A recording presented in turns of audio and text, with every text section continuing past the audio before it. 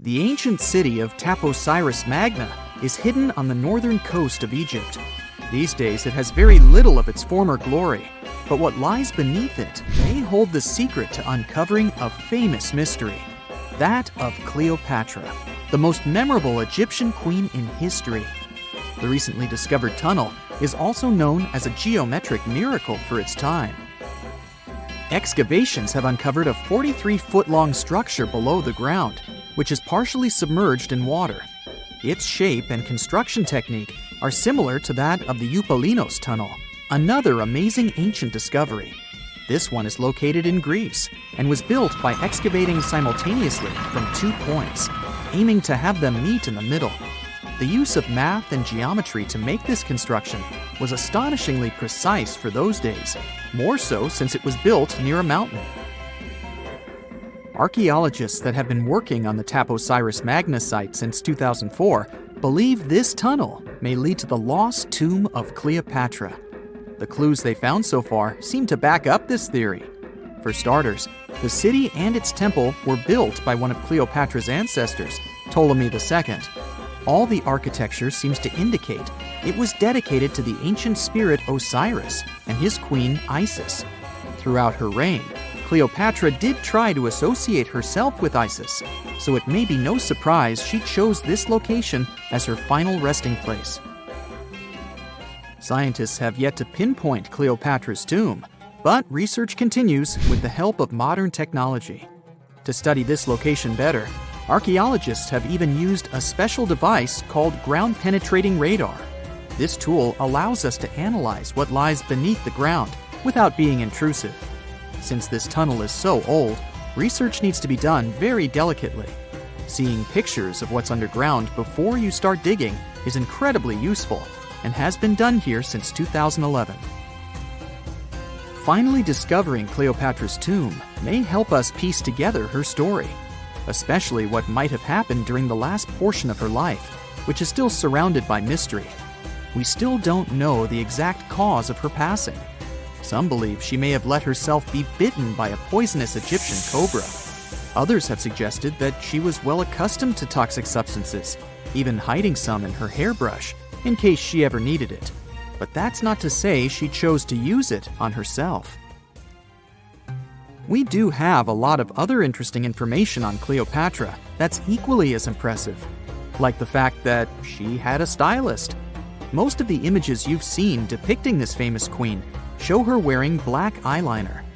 This look was put together by Airas, a woman known to have been her personal beautician.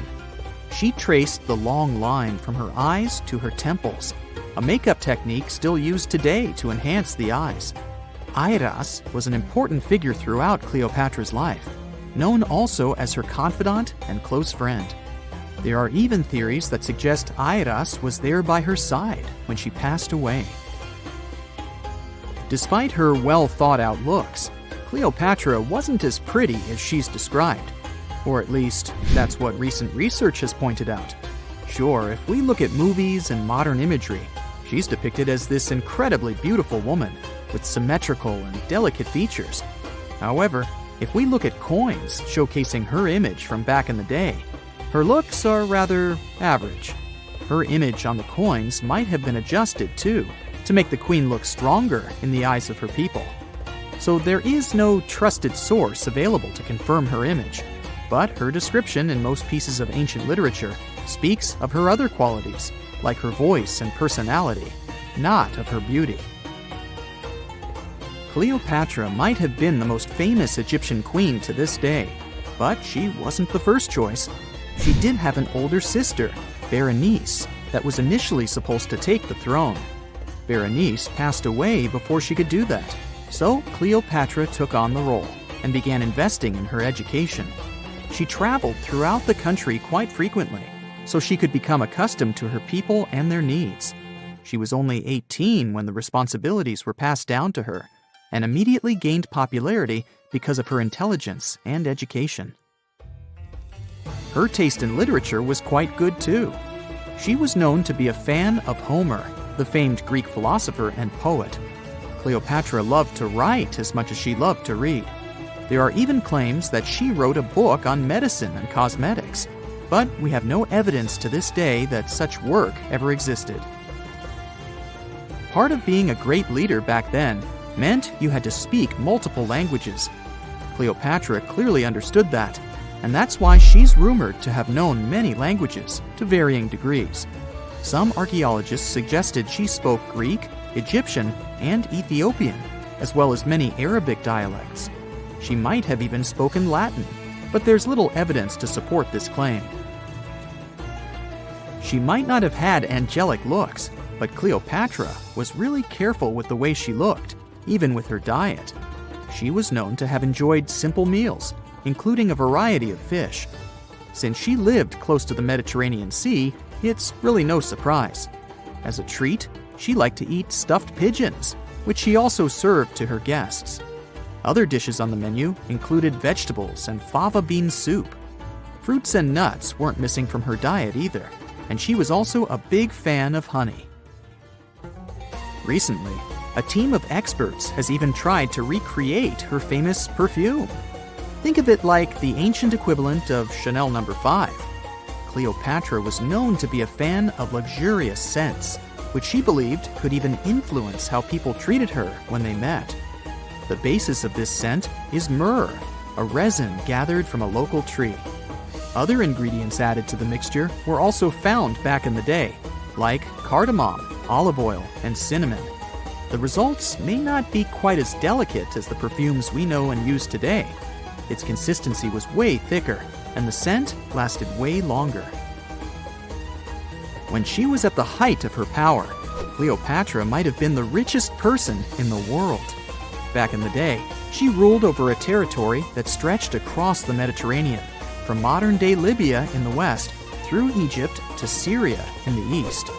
This is the largest territory ever ruled over by a woman. In today's currency, her worth might have been somewhere around $95 billion. The calendars we use today may have been introduced by Cleopatra herself. She presented the idea of leap years and leap days to Caesar, the Roman emperor she was known to have been close with. Taking her advice, Caesar made these adjustments part of the official Roman calendar. The ancient Egyptians already knew the year was longer than precisely 365 days. They discovered this by studying the brightest star in the sky, called Sirius, and concluded that a year is actually 365 1/4 days long. It was Elizabeth Taylor that famously introduced Cleopatra to pop culture when she played her in the 1963 film bearing the same name. Up until that point, it was the most expensive film ever made. It was originally supposed to cost somewhere around $2 million, but ended up costing a mind-boggling $44 million. That's mostly because of script and production issues. To make this iconic movie, producers created 79 sets from scratch, as well as over 26,000 costumes for the cast. Elizabeth Taylor's Cleopatra costumes alone cost somewhere around $200,000. Thankfully for the producers, the movie made headlines and was well received by critics, making it a box office success. A lot of people associate Cleopatra with another famous Egyptian ruler, King Tutankhamun, nicknamed King Tut. Surprisingly, apart from both of them being Egyptian pharaohs, they have nothing else in common. For starters, King Tut lived around 1,300 years before Cleopatra did, and there is also no connection regarding their ancestry. Cleopatra had Macedonian Greek roots, while King Tut was a native Egyptian. A piece of whale rib has recently been found in a North Carolina mine. Not a big deal, some might think. Hey, why can't a whale be a miner, right? But this fragment offers scientists a unique glimpse at the interactions between prehistoric sharks and whales from around 3 to 4 million years ago. The thing is, 3 tooth marks embellish the rib. That means that the whale was once badly bitten by an animal with a super powerful jaw. Judging by the spacing between the tooth marks, and it reaches almost 2.5 inches. This animal could be a mega-toothed shark. I'm talking about the megalodon. Or it could be a different shark species which was around at that time. The curvature of the shark's jaw shows that the animal was relatively small, between 13 and 20 feet long. Yeah, small. As for the whale, it seems to be the ancestor of a great blue or humpback whale. Researchers are amazed. You don't usually expect to find evidence of animal interaction and behavior preserved in the fossil record. After examining the sample carefully, they concluded that the shark must have gone away with a mouthful, but the whale had survived because most of the fossil fragment is covered with what is known as woven bone. It quickly forms in response to localized infection. Such bone isn't particularly strong, and later the body remodels it into compact bone tissue. But it takes time. The presence of this bone means that the healing was incomplete and the whale passed away 2 to 6 weeks after the unfortunate encounter. On the other hand, its demise could have been unrelated to the infection and injury.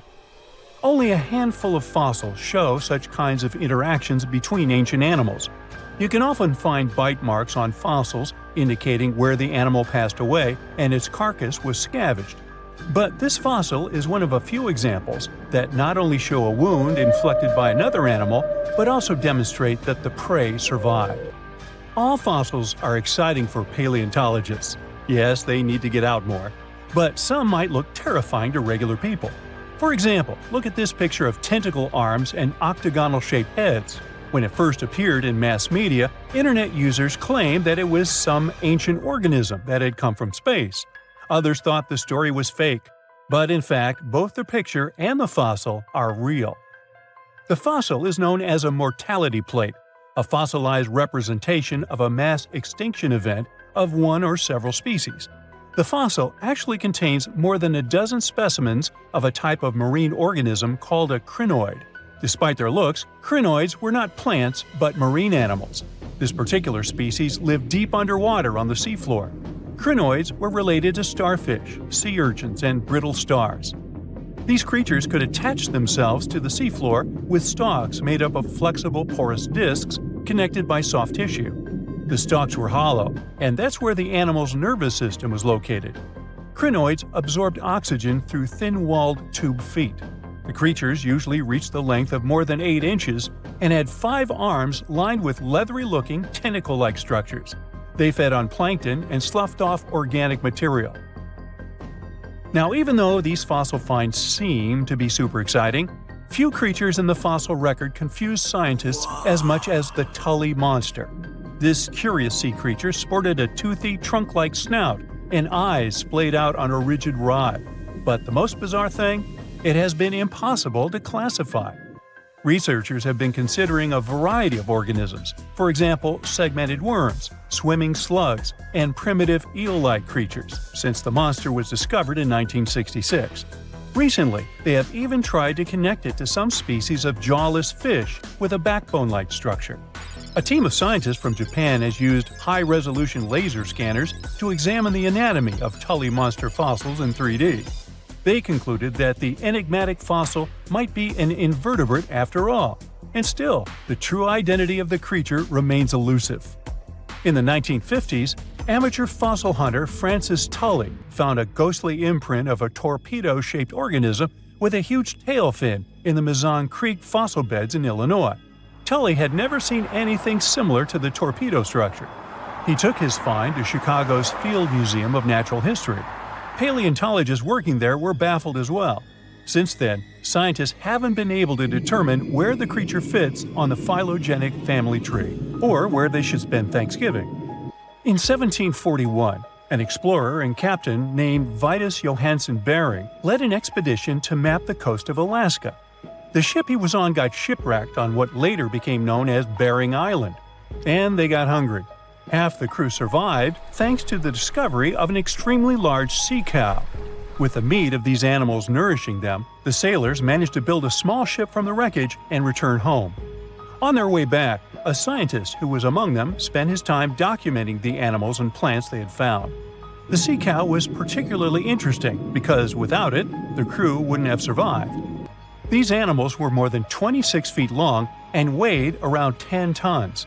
All sea cows are members of the order Sirenia, marine mammals more closely related to elephants than cows. The scientists described them as having black skin, a small head, and stubby forelimbs. Those sea cows floated on the water's surface, munching on kelp.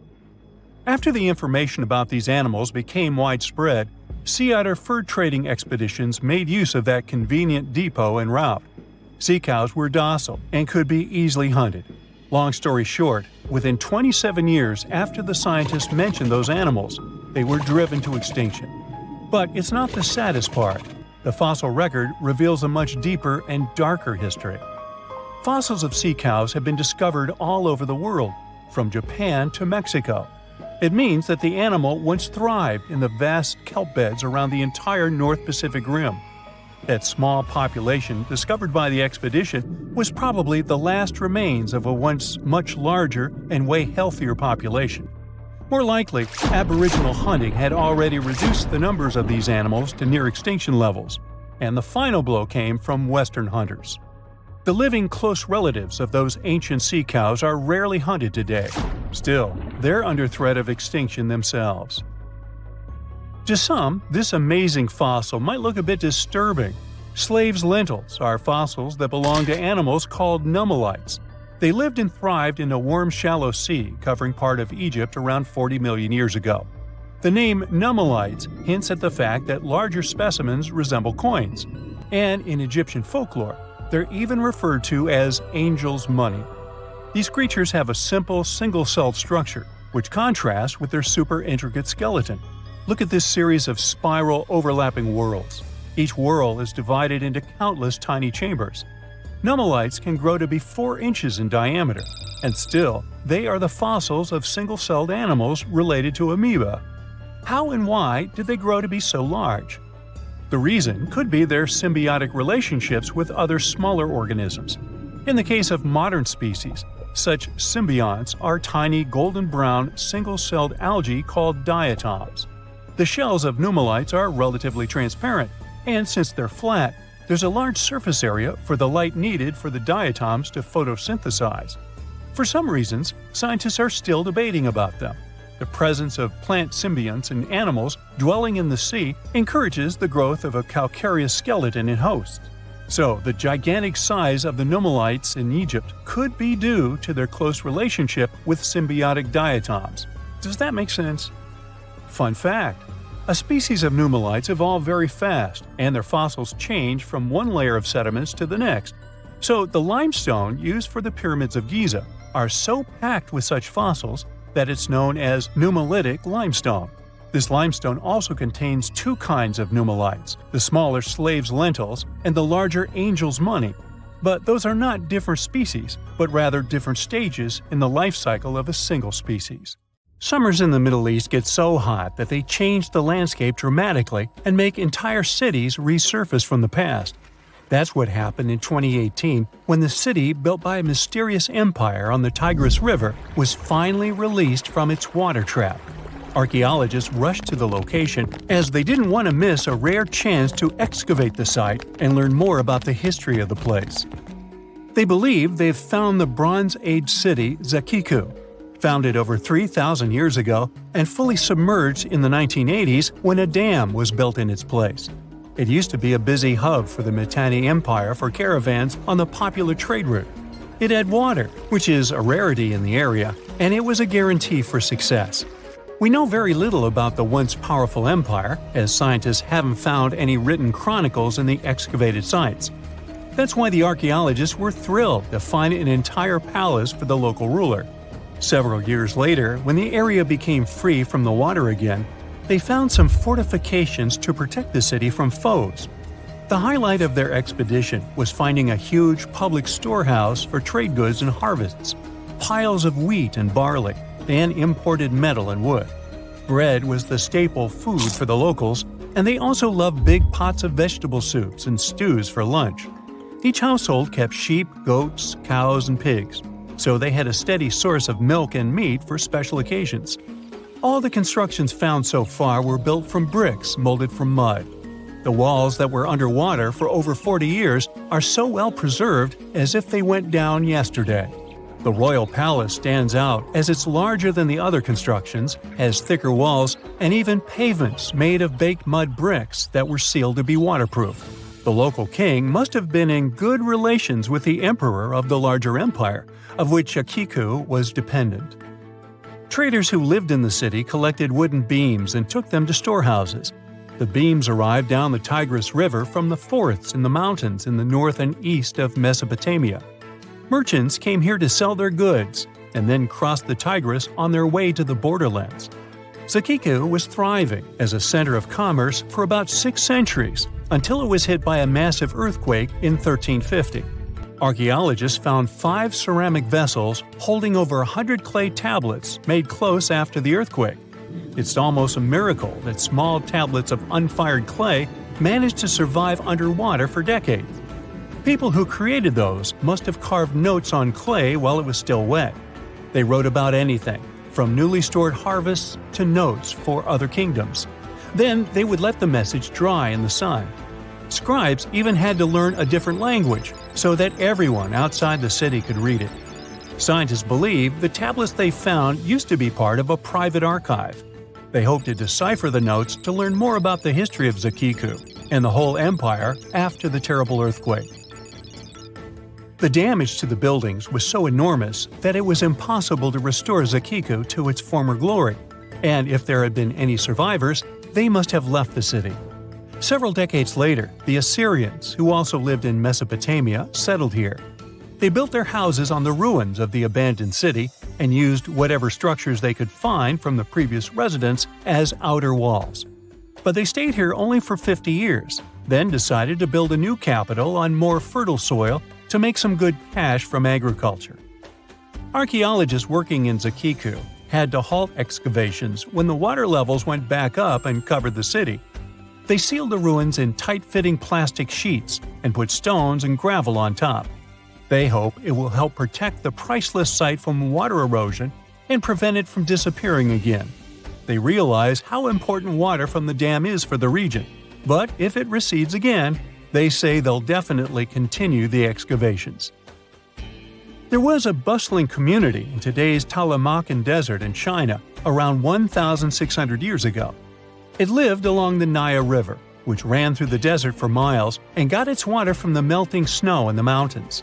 After 3 years of work in the area, archaeologists and scientists managed to dig up 8 tombs in the desert. Thanks to the desert heat, the clothes and artifacts inside them were almost as good as new. The people who wore those must have lived in the ancient city of Naya. Naya used to be part of a prosperous kingdom at the heart of the Silk Road trading route and had a population of over 3,000 people. Then, desert sands went rogue and swallowed the city whole. Archaeologists only found the ruins of Nija in the early 20th century. Scientists from different countries have tried to solve its mysteries. It looks like the tombs discovered at the end of the 20th century belonged to the wealthy. There were some expensive items inside: a quiver and bow, metal arrowheads, gold earrings, and a glass bead necklace, a lacquer box with a comb, makeup, and a sewing kit in one of the tombs. There was also some silk of top quality, and even the bright colors like green and yellow haven't faded on it.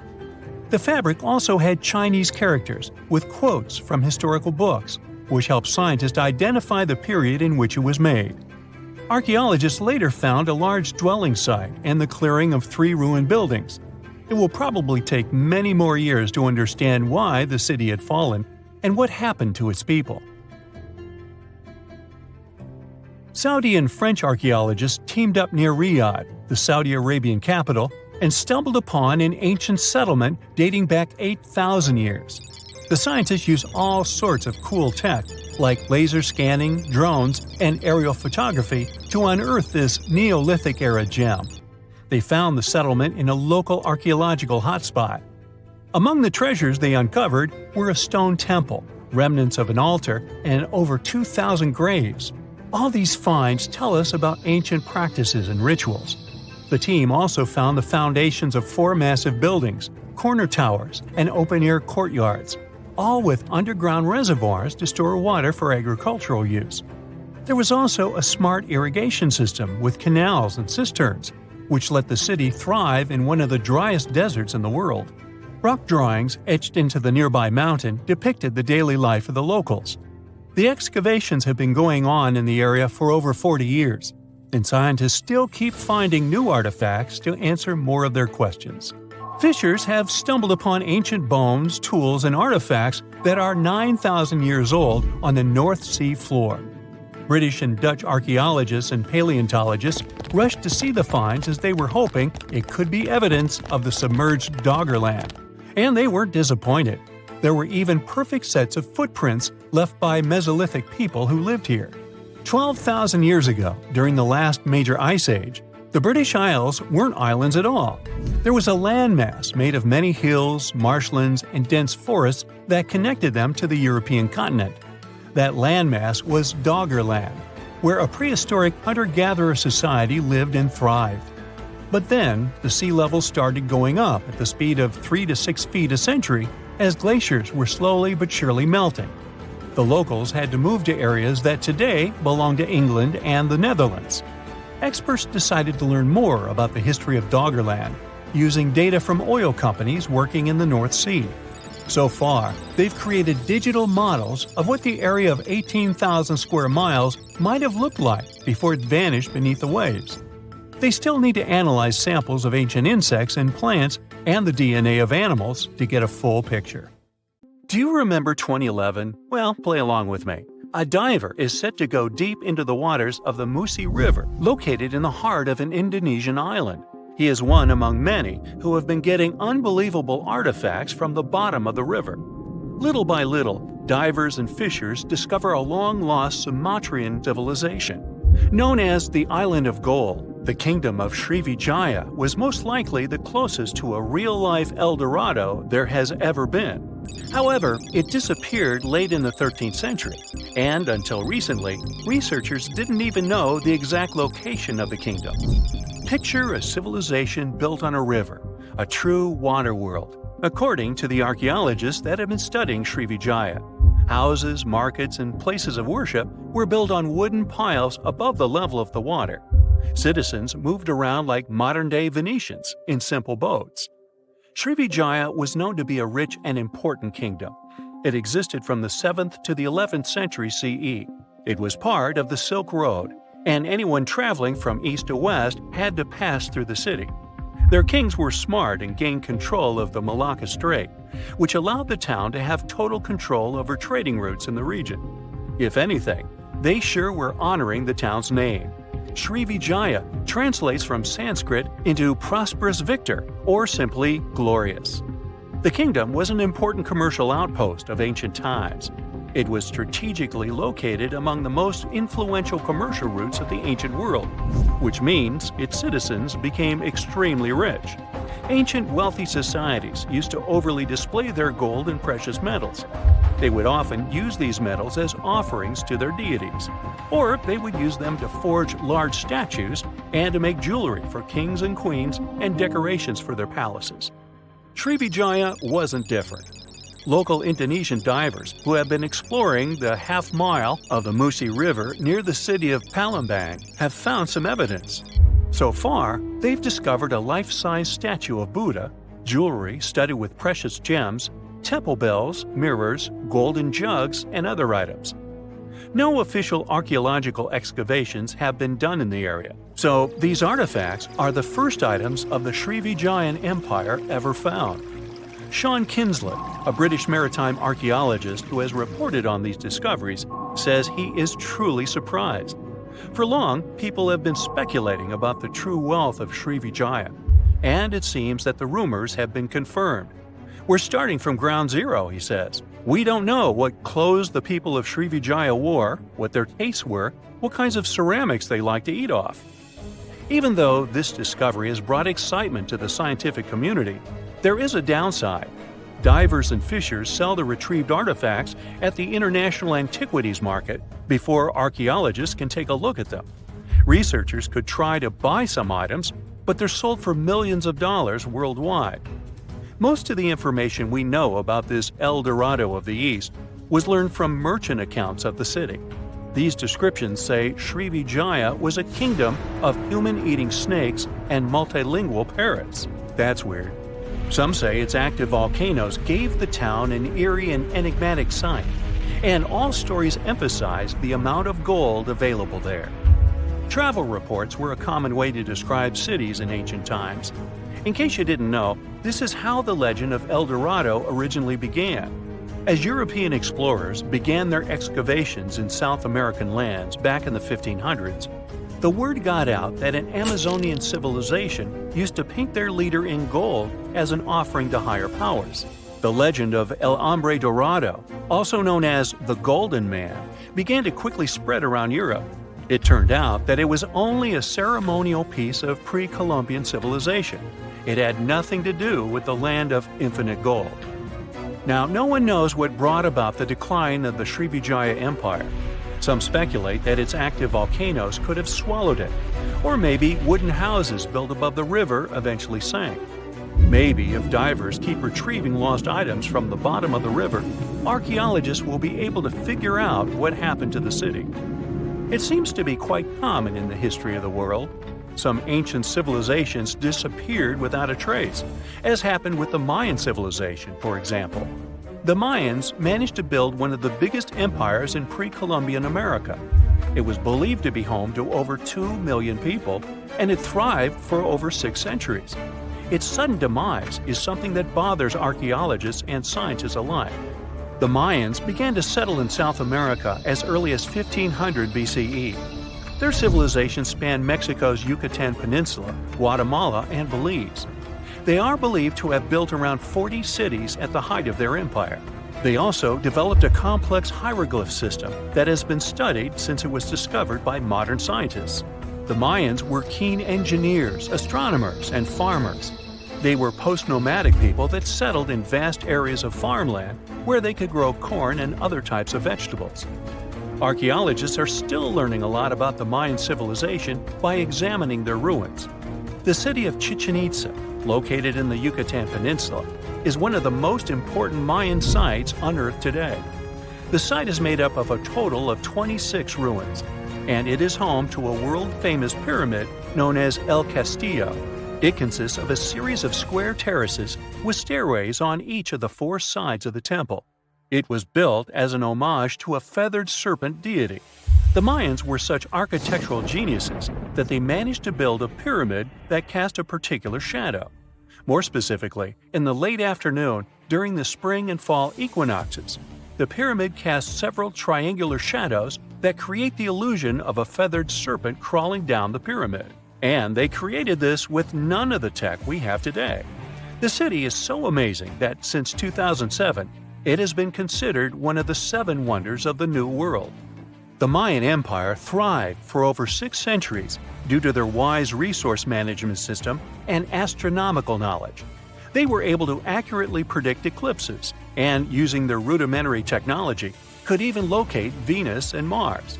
They had everything to thrive for much longer than they actually did. This is why the Mayans' fall intrigues modern scientists so much. No one has been able to understand completely what led to their demise. That is, until a recent discovery.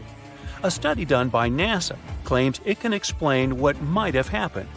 Scientists have uncovered a sample of pollen trapped for over 1,200 years in ancient layers of lake sediment, which dates back to the time just before the collapse of the civilization. The analysis has revealed something completely new about the Mayans. Instead of the suspected claims that the Mayans disappeared due to terrible disease or some extended conflict in the region, it could have happened due to deforestation. Perhaps to build their entire empire, they had to cut a lot of trees. Without trees, their soil could have eroded, and all their fertile lands could have slowly and gradually become barren. According to NASA scientists, the temperatures in the region could have risen by about 6 degrees, and from that point on, the land would have become even drier and crops more difficult to grow. Basically, NASA says that the Mayans couldn't do the sole thing that made them thrive, which was agriculture, and their kingdom began to decline. Oh yeah, and this theory was supported by yet another find. Archaeologists found skeletons from the time of the empire. Those had prominent signs of malnutrition. This theory might really shed new light on Mayan history. It could explain what brought down such a powerful civilization. So, what do you say? Which theory is true? Have we actually managed to find out the reason for the fall of the Mayan Empire?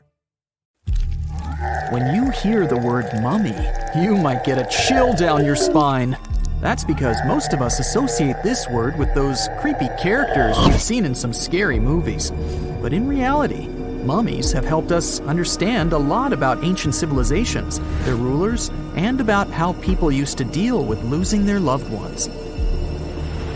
The people most famous worldwide for their mummies are the ancient Egyptians. They believed that some sort of existence after passing away was possible, if certain conditions were met. That's why they insisted on preserving the human body through the process of mummification and placing the mummy in a furnished tomb, kind of like giving it a fully functioning apartment of its own. Why did they believe in this? Well, because they were deeply connected to their natural environment for the most part. They saw the natural cycles around them, like how the sun rose every day, followed by the moon, or how new life was always sprouting from plants, even after they had wilted away. They also believed that the powerful spirit Osiris, who represented the cycle of passing away and resurrection, played a role in this process. To prepare for the afterlife, the ancient Egyptians followed certain rituals, like mummification, which involved using materials like honey, resins, and incense to preserve the body. There's no other mummy more popular than that of King Tut. He was a young pharaoh who ruled over 3,000 years ago in Egypt. The problem with discovering ancient royal tombs is that most of such burial sites were previously robbed. People knew ancient rulers had been left with many valuable belongings, so those locations became vulnerable to thieves. When King Tut's tomb was opened in 1922, people were excited because it had not been robbed, like many other previously discovered royal tombs. That's how well hidden it was. Inside, his mummy was encapsulated in a total of 3 coffins, including one made of gold. The objects found in his tomb showed us what ancient Egypt was like. And studying his mummy also helped us learn about the culture and practices popular at the time when he passed away. We also learned about his family by looking at his DNA. Scientists were able to discover that he had had a disease called malaria and a problem with his foot that might have made it hard for him to walk. Ramses II was another pharaoh in Egypt who ruled for 68 years, which was quite a lot back in the day. He was known for his expansion campaigns and building projects. Many objects from his time as a ruler still exist today, including a large statue of him. Ramses II was about 6 feet tall and lived to be about 90 years old. After looking at his mummy, scientists concluded that he may have had a medical condition that affected his spine. Now, remember those thieves I mentioned before? They are probably the reason why Ramses II ended up in a plain coffin in a secret collection of royal mummies at Deir al-Bahari, which was rediscovered in 1881. Thankfully, archaeologists were able to identify him because his journeys had been recorded on his wrappings. The process was really tedious too. In fact, in ancient Egypt, the mummification process could take a staggering 70 days to complete. A special person would say a very specific speech while delicately handling the body and drying it out using a type of salt called natron. They also used linen and resin to make the body look more lifelike and to wrap it in cloth. The tomb was equally as important for ancient Egyptians. The walls of King Tut's tomb, for example, were adorned with intricate artwork that depicted his journey to the afterlife, from his burial procession to his passage through the underworld. The ancient Egyptians believed that everyone made this journey after passing away, and they filled their tombs with items and paintings to help the person in their spiritual travels. Additionally, the walls of the tomb were decorated with spells from a special book, which contained a collection of poems that the Egyptians believed would help people reach the afterlife.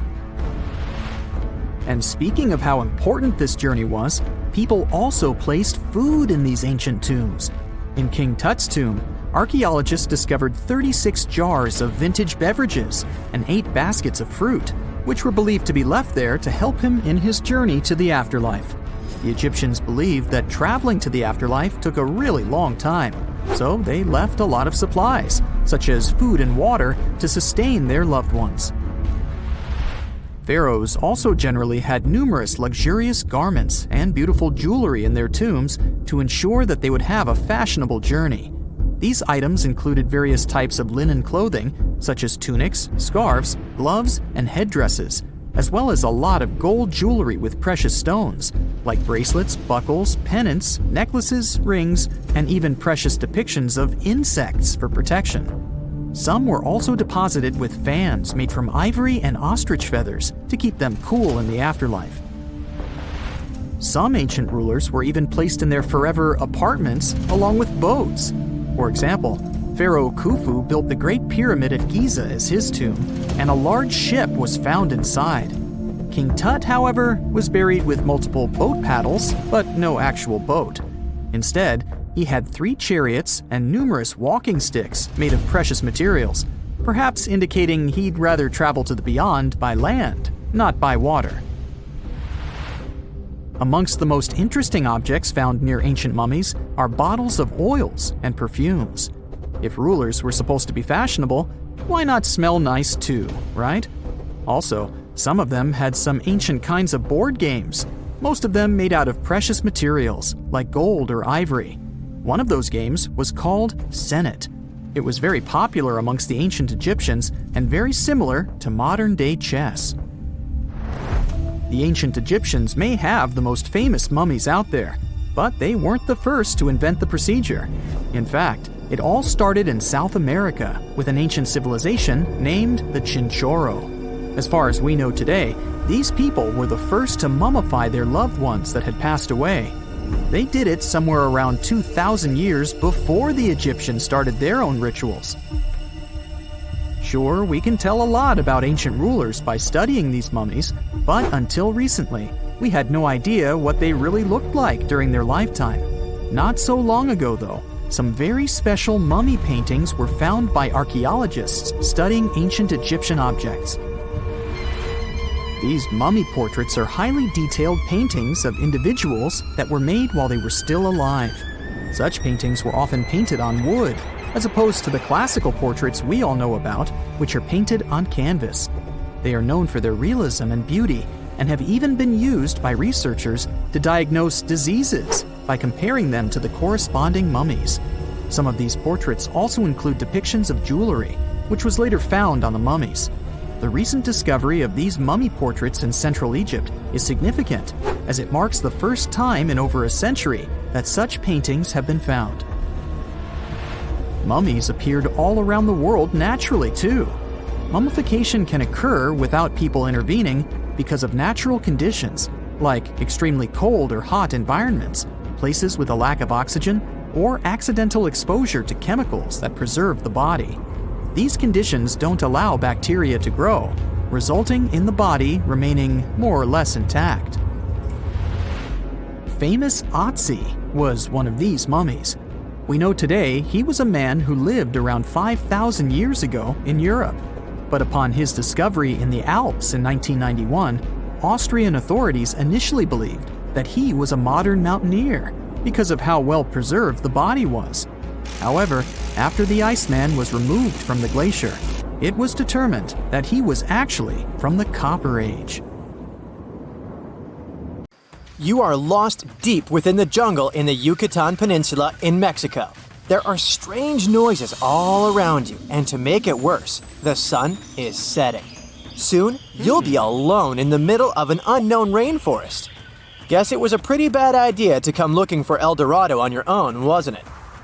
You keep walking as fast as you can, when suddenly, wait! What's this you're seeing? It looks like large stairways made out of stone. This definitely doesn't look natural, so you take a picture. Maybe you didn't strike gold, but you might have just found something relevant. Congratulations! You found Akamtun, a long-lost Mayan city, hidden 37 miles into the jungle. The name literally translates to stone column. Stone was probably in at the time, so these guys used a lot of it to build their pyramids, houses, and even ball courts. If you ever thought that Europeans invented ball games, think twice. Mayans loved to play ball games for recreational purposes. Akamtun is part of a series of other long-lost Mayan cities that are being discovered with the help of new technology nowadays. We'll talk more about the other ones in a jiffy. Perhaps the biggest surprise of this one is that it was surrounded by wetlands, which is why the city was built on high ground. The city was monumental, covering an area of over 120 acres. That would be as big as 90 football fields right next to each other. Scientists have found proof that Akamtun had pyramids of up to 49 feet high, and that it was likely an important social hub between 250 and 1000 CE. This is definitely a game changer. But lost Mayan cities began to be unearthed in the 19th century. Modern technologies, such as LiDAR imaging, help archaeologists see through dense canopies of the forests. This means that people don't really have to risk getting lost in the tropical jungle like you did at the beginning of this video. LiDAR works sort of like an X-ray. It sends out laser beams that can detect any signs of ruins or ancient constructions.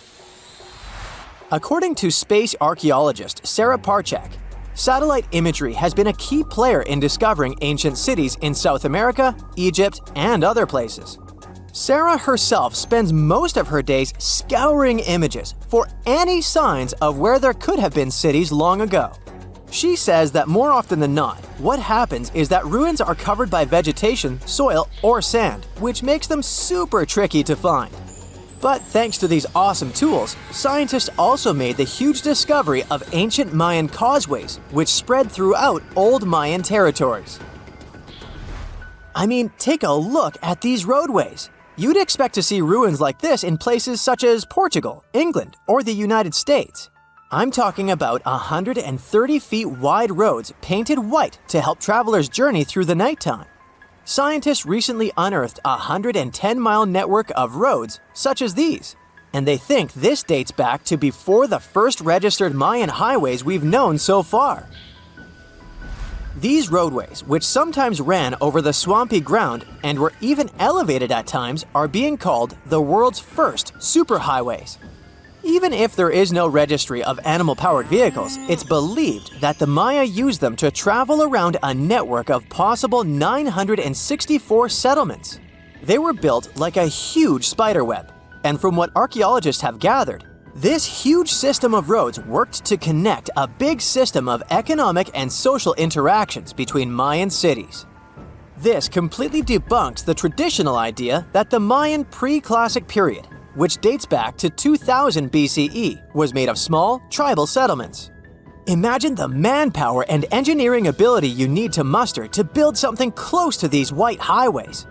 Scientists believe that these causeways were built pretty much the same way as the Mayans built their pyramids, with a mixture of mud and quarry stone.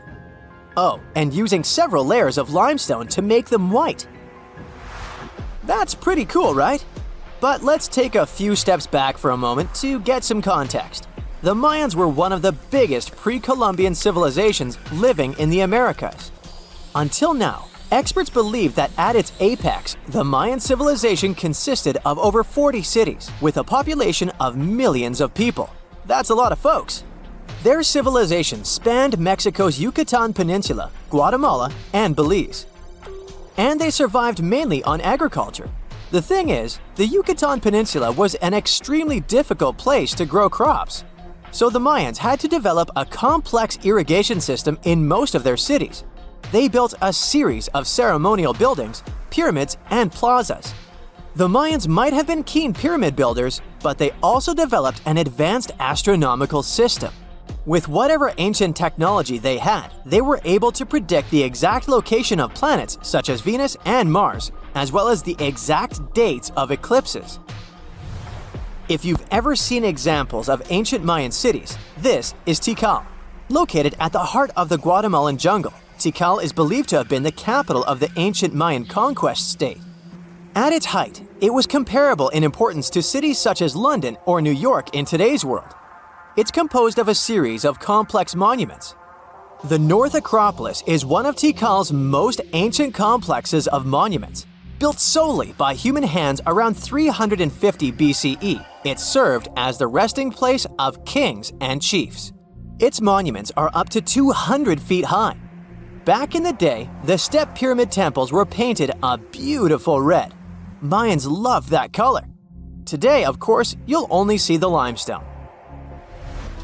Then there's Chichen Itza. It's got one of the best preserved pyramids on Earth to date. Located in Mexico's Yucatan state, this Mayan city is well over 1,500 years old. At its peak, it was home to 35,000 people. The site covers 4 square miles of land. The highlight is El Castillo, a tremendous step-like temple standing 80 feet above ground. Its most peculiar feature is that it has 91 steps up each of its 4 sides, including the upper platform, which makes for 365 steps, the same number of days as the solar year. You can see that these folks were a pretty big deal, huh? That's why nobody can really understand what happened to them. There's a big lack of evidence on the decline of this almighty empire. What could have been the cause of their demise? Was it a drought? New research in 2017 did bring some new discoveries into the mix. Using data from a site at Ceibal, located at southwest of Tikal, scientists analyzed radiocarbon data from ceramics and archaeological excavations to extract new information about the unexpected demise of this great civilization. The information shows that instead of a sudden collapse, the Mayans most likely fell in waves of social instability and political crises. These events are believed to have deteriorated Mayan city centers and began causing the dispersion of the Mayan population. It's hard to pinpoint the exact causes, though. But hey, recent discoveries are shedding a big light on humanity's past.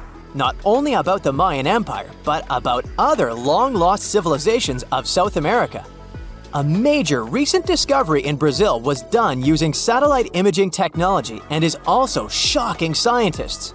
Some images from near the Xingu River, also in the Amazon, suggest that cities of millions of people might have existed inside the jungle, way before our modern civilization ever existed. I mean, if this doesn't shock you, I don't know what will. Satellite imagery also detected a network of trenches dating back to 200 and 1200 CE in the Bolivian Amazon forest. These proofs suggest settlements that could have supported around 60,000 people right in the middle of the Amazon forest. When researchers from the University of Florida went on ground to check the satellite information, they were shocked to find several mounds that were accompanied by ditches and geoglyphs. Archaeologists also found remnants of carefully designed walls centered around plazas, much like the type of construction done by the ancient Mayans. In November 1922, a boy walked through the desert mountains of Egypt and discovered some ancient steps carved into the rock. Subsequently, this find became one of the world's largest and most significant archaeological discoveries. This step was part of Tutankhamun's untouched tomb. Archaeologists found about 5,000 ancient objects, including jewelry, fabrics, painted vases, and funeral masks. You've probably seen one of them. It has become one of the most recognizable attributes of ancient Egypt. More than 100 years have passed since then, and now humanity has finally become close to another large-scale discovery, the tomb of Cleopatra. This queen was the last active ruler of the Ptolemaic Kingdom of Egypt, who sat on the throne from 51 to 30 BCE. There are many ancient records about Cleopatra, her reign, and her unusual personality, but until now, no one has discovered the secrets about her passing away in the burial place. So, one archaeologist, Dr. Kathleen Martinez, has been studying ancient records and temples around Alexandria for decades, and concluded that the tomb of the queen should be located under the ancient city of Taposiris Magna, founded in 280 BCE. It was a big city on the northern coast of Egypt, where tens of thousands of people were engaged in trade and industry, and it seems that Dr. Martinez's guesses turned out to be correct. She and a group of archaeologists have discovered a secret underground tunnel near Alexandria, with a length of about 0.8 miles. It was cut into the rock under Taposiris Magna's temple. During further excavations, they found many things that indicate Cleopatra's tomb lies in the tunnel's depths. It's also possible that she is buried there together with the Roman commander, Mark Antony. According to ancient records, Cleopatra and Mark Antony loved each other and together opposed the Roman Senate, which declared Antony a traitor. The fact that natural disasters have occurred on the territory of Taposiris Magna for thousands of years can complicate the excavations. Earthquakes and floods destroyed the city and possibly flooded its underground tunnels. But archaeologists hope the ancient tomb remains untouched, and that it hides many treasures and records about the royal life of ancient Egypt during the reign of the last dynasty. There's a chance that excavations will go underwater and in the mud. This will require much time and funding, but archaeologists are sure it's worth it. Anyway, it's too early to say that Cleopatra is really buried there, but scientists have found many things in the tunnel that confirm this, including clay pots, dozens of coins with the image of Cleopatra and Alexander the Great, as well as a bust with the image of the Egyptian queen. Cleopatra is still one of the most popular personalities in Egypt, on an equal footing with Ramesses III and Tutankhamun. She inspired many films, paintings, and books, but what made her so popular? She became famous for her inconsistency. She was a beautiful, intelligent ruler who pulled Egypt out of the crisis and made it a prosperous power. Medieval Arabic texts say she knew chemistry, mathematics, and philosophy, and may have written several scientific books. She knew several languages and had excellent diplomatic skills. At the same time, there are many legends that she was a femme fatale who drove many men crazy. However, there's no evidence that her beauty was incomparable. The image of a stunning model was created by Hollywood when it made several films where famous actresses performed the role of Cleopatra. And the Roman Emperor Octavian, the adopted son of Julius Caesar, specially created the image of Cleopatra as an insidious seductress because he was her enemy. Even though she was born in Egypt, Cleopatra wasn't an Egyptian. Her ancestors were Greeks, among whom was one of the generals of Alexander the Great. However, the people of Egypt loved her. She learned the language and was very sensitive to the traditions of this country. She knew the history, mentality, and customs of ancient Egypt well. She raised the level of its economy and strengthened its status as a world power. Much of this was made possible thanks to her cunning and impressiveness. She loved theatrical performances and lavish celebrations. She knew how to surprise people and put on a show. But behind the exterior image of a luxury lover was an intelligent and calculating ruler. Ancient Egypt was a rich, luxurious country, and Cleopatra did everything to increase its wealth and strengthen its position in the international arena.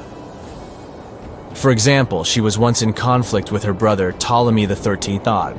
The queen knew that she wouldn't be able to resist him, so she decided to attract Julius Caesar to their side. The Roman emperor arrived in Alexandria, where Cleopatra wanted to meet him, but Ptolemy knew about her plans and was about to prevent her from coming to Caesar. Then, instead of a rich and noisy arrival, Cleopatra decided to make her visit inconspicuous. She wrapped herself in a carpet or linen bag the emperor's servants carried into Caesar's private chambers. Cleopatra emerged from the carpet and impressed the Roman emperor with her beauty and determination. As a result, they fell in love with each other and became close allies. After some time, she impressed another influential Roman for diplomatic purposes. She arrived to meet Mark Antony on a golden barge with purple sails and silver oars. Cleopatra was dressed in the image of Aphrodite and sat under a magnificent canopy. Her servants dressed like cupids and were blowing her fan and burning incense. But Cleopatra created such a show for a reason. She knew that Antony revered Greek mythology and considered himself the embodiment of Dionysus. As a result, he was so impressed with this woman that he ended up marrying her.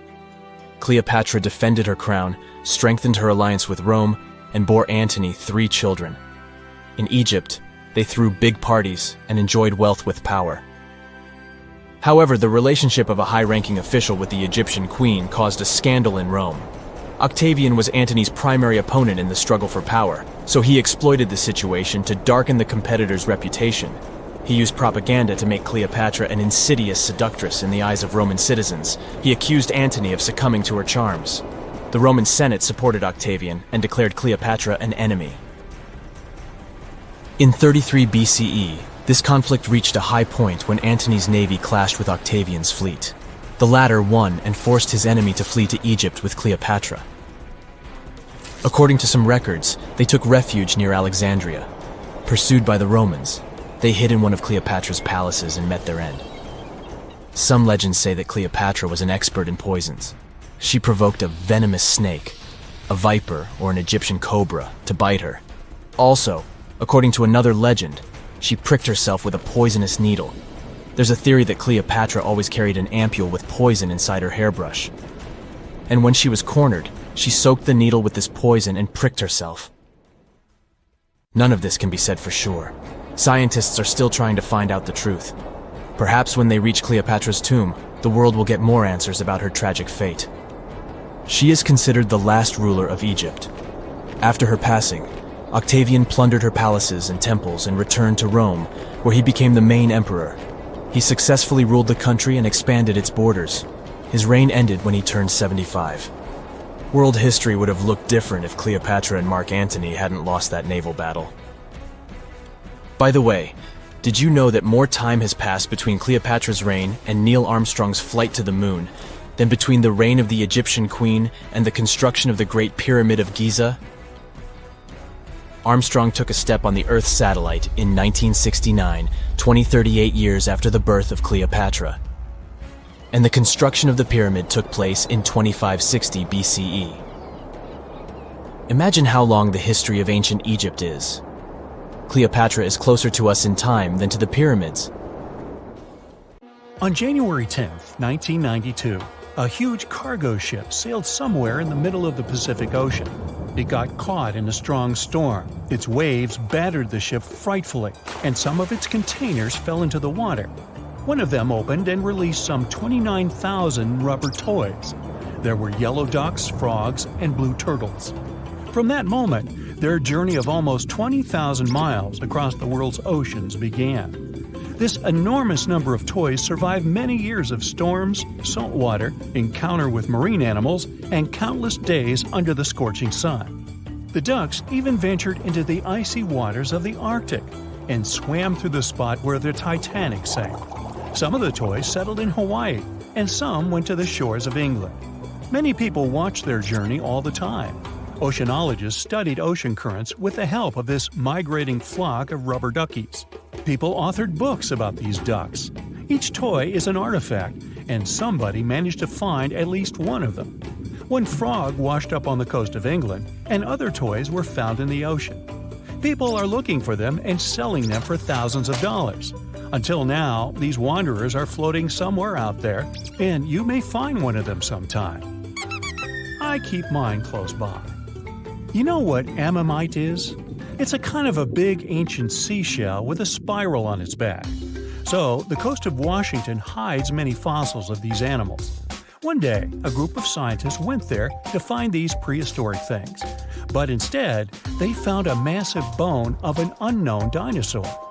The problem was that the fossil was stuck in a coastal rock. Paleontologists dragged a stone saw to get the find. They extracted the bone and discovered it belonged to an animal that lived about 80 million years ago. It was a theropod, a predatory dinosaur that moved on two legs. T-Rex and velociraptors belonged to this species.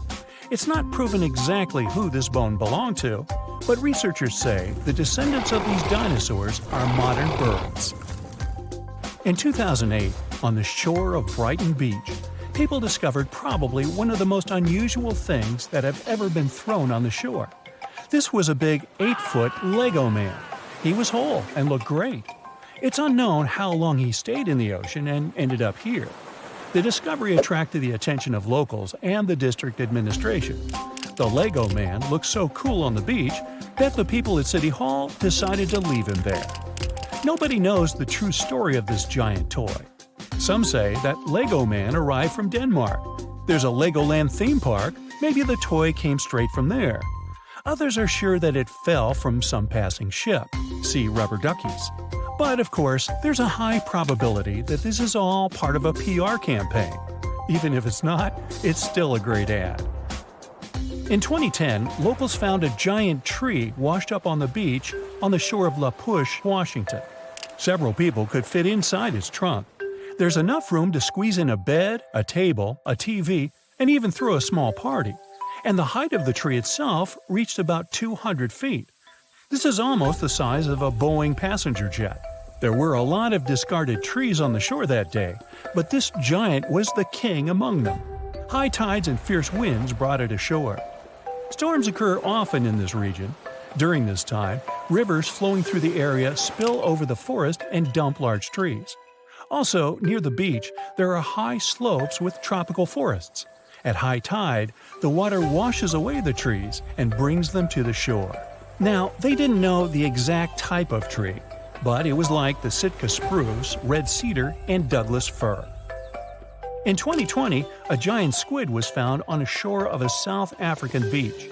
Such finds are rare because giant squids live in deep, dark waters. The beached sea creature was almost 14 feet long.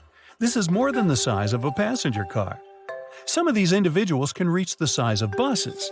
It's not surprising that sailors called these monsters kraken in the distant past. They have enormous tentacles, beak-like mouths, and the most giant eyes in the animal world. One such eye can be the size of a football. In 2021, a family found an old closed bottle on a beach in Hawaii. And of course, there was a message written 37 years ago inside. The letter was written in English. Then it turned out that school students at one Japanese school wrote this message. Back in 1984, the school released about 450 bottles into the ocean to study ocean currents. The letter had an address with a request to give it back. Now, about 50 bottles have been returned to that school in Japan. But this message, found on the shore of Hawaii, is the first since 2002. Imagine you're walking along the shore and suddenly see something strange in the distance. It looks like a giant starfish with large dark green tentacles. The center of this star has a strange red glow. The object is fenced with tape. There are people in protective suits around. It happened in May 2022 on Bondi Beach, Australia. On that day, journalists and many tourists came to the shore to find out that the unknown creature was just a sculpture made as an ad for one famous American TV series. In England, a 180-million-year-old fossil was found on Charmouth Beach. This was one of the oldest finds in the world, and this was just not a bone, but almost the whole skeleton of a huge underwater lizard, Ichthyosaurus. Let's just call him Icky. The size of this fossil was 40 feet long. It's practically the length of a small bus. The lizard's head alone was 7 feet. That's the average height of a professional basketball player, who aren't fossils. Icky was not only one of the oldest, but also one of the most giant ancient skeletons ever discovered by people. Just imagine how it swam in the seas and oceans and terrified all the sea creatures 180 million years ago. No thanks. On February 16, 2020, locals found a large cargo ship stuck on a rocky shore off the coast of an Irish village. It was old, rusty, with holes in the body and rotten parts. Kinda like me. The day before, though, it wasn't there. There was nothing valuable or exciting on board, just some old barrels of fuel. People didn't find any records or logs. Who owned the ship? Who was the captain? Where was the whole crew? No one had the answers to these questions. Soon, the press wrote about the ship, and someone called the village administration and introduced themselves as the owner. That person didn't supply any evidence and hung up. Of course, no one took the ship, but after a while, people began to reveal the story of this mysterious vessel. It's called Alta. 5 months before the final stop on the coast of Ireland, it was seen thousands of miles away in the waters of the Atlantic Ocean. That day, the big ship MS Protector was sailing through calm waters and spotted Alta. The MS Protector crew tried to contact it, but no one answered. Even then, the vessel was empty. It was a phantom ship. It's still unknown how it could cover the distance across the Atlantic and surf to the coast of Ireland. maybe it's just luck. It's also notable that no one else has seen the ship all this time. It just calmly sailed huge distances, surviving storms. But then, added information appeared. Alta had changed several captains and flags. It was used by smugglers for illegal purposes. It visited the shores of Africa and Greece. One day, several members of the Alta crew sent a distress signal. They ran out of food and water supplies. There was a breakdown inside the engine. People were rescued, and the ship remained wandering in the ocean. The owner of the boat was never found. It all happened in 1708. On June 8th, the Spanish galleon San Jose was going back home to Spain from the Caribbean. In total, there were 17 ships. The captain of the San Jose knew they were in for some trouble, as English ships were lurking in that area. He knew they would be after the treasure loaded on the ships. The price of the treasure from the New World was so astronomical that it could turn the course of historic events in Europe upside down. In order to be safe, the Spanish galleon was to reach Cartagena de Indias. It's where we have Colombia now. But sadly, other things were predestined for the San Jose. The 4 English ships appeared. The galleon couldn't just escape them. There was no choice but to turn around and fight. Then all the chaos started. Red flags showing that the battle started. Firing cannons, the smell of gunpowder. Nobody knows exactly how it all ended. As dusk fell, it was hard to see clearly what was happening. The only thing that remained in history was the sinking flagship San Jose. Then, silence. No wonder that San Jose, being the flagship, was the most strategically important galleon. She would carry an insane amount of precious metals, such as gold and silver, pearls, and gems, such as emeralds. All of that went to stay on the bottom of the ocean for the next 3 centuries. But how come this lost treasure got so legendary? First off, the financial estimates made by scientists shocked people. The ship reportedly carried 7 million to 12 million pesos. Let's translate that to today's money. Yeah, it may not be the wealth that Elon Musk has, but it's around $10 billion.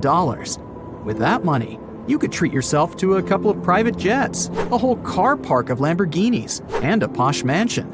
And you'd still have a lot of money left. You may think it all must have gotten rusty, just like the bits and pieces found in the Titanic. But when it comes to gold, things work differently. The Titanic didn't carry gold, or at least not that much of it. The jewels that were on the Titanic were personal belongings. And the cool thing about gold is that it never reacts with oxygen. It means that real gold won't rust or tarnish. So if your golden necklace got somewhat darker, it's a telltale sign it's not pure gold. It's an alloy, which is also cool, by the way, as you can easily clean it. Going back to San Jose's lost treasure, the golden coins there, even over 300 years later, were supposed to look the same way as the day they were minted. Now, going back to the place where the ship supposedly sank, remember I told you the captain wanted to go to the shore where Colombia is today? Well, on December 4th, 2015, the ship was indeed found in the waters of Colombia. As with many other important things today, the world learned about it from a tweet. It was sent by the Colombian then-president Juan Manuel Santos. People have been looking for the San Jose for decades, and once it was finally found, it only got more popular, and even more myths about it began to appear. One of the legends was told by Señor Santos himself. After the wreck had been found, there was a short radio interview. Thing is, the discovery was pretty unexpected. Many people spent a lot of time and effort looking for that wreck, and many of them even gave up hope of ever finding it. Juan Manuel Santos told a story about how the wreck had been discovered. There was an official event outside Colombia where he was accosted by a man. He looked like the famous writer Hemingway. He sported a white beard and had white hair. The only thing that Hemingway-looking man wanted was 2 minutes of Santos's time. The president conceded and listened to the man. What happened next was unbelievable. The man pulled out an antique map, more precisely, a carefully framed copy, and told the president that no one else knew about it. The man pointed to one exact spot. He said that it was the exact location of the treasure, and that place didn't appear on any other map. He guaranteed that he knew where the treasure was. The story sounded crazy and swashbuckling. Whoever that man was, he turned out to be right. His identity remains a mystery for everyone, but somehow that man found the funding, determined the area to be inspected, and even made his way to meet the president.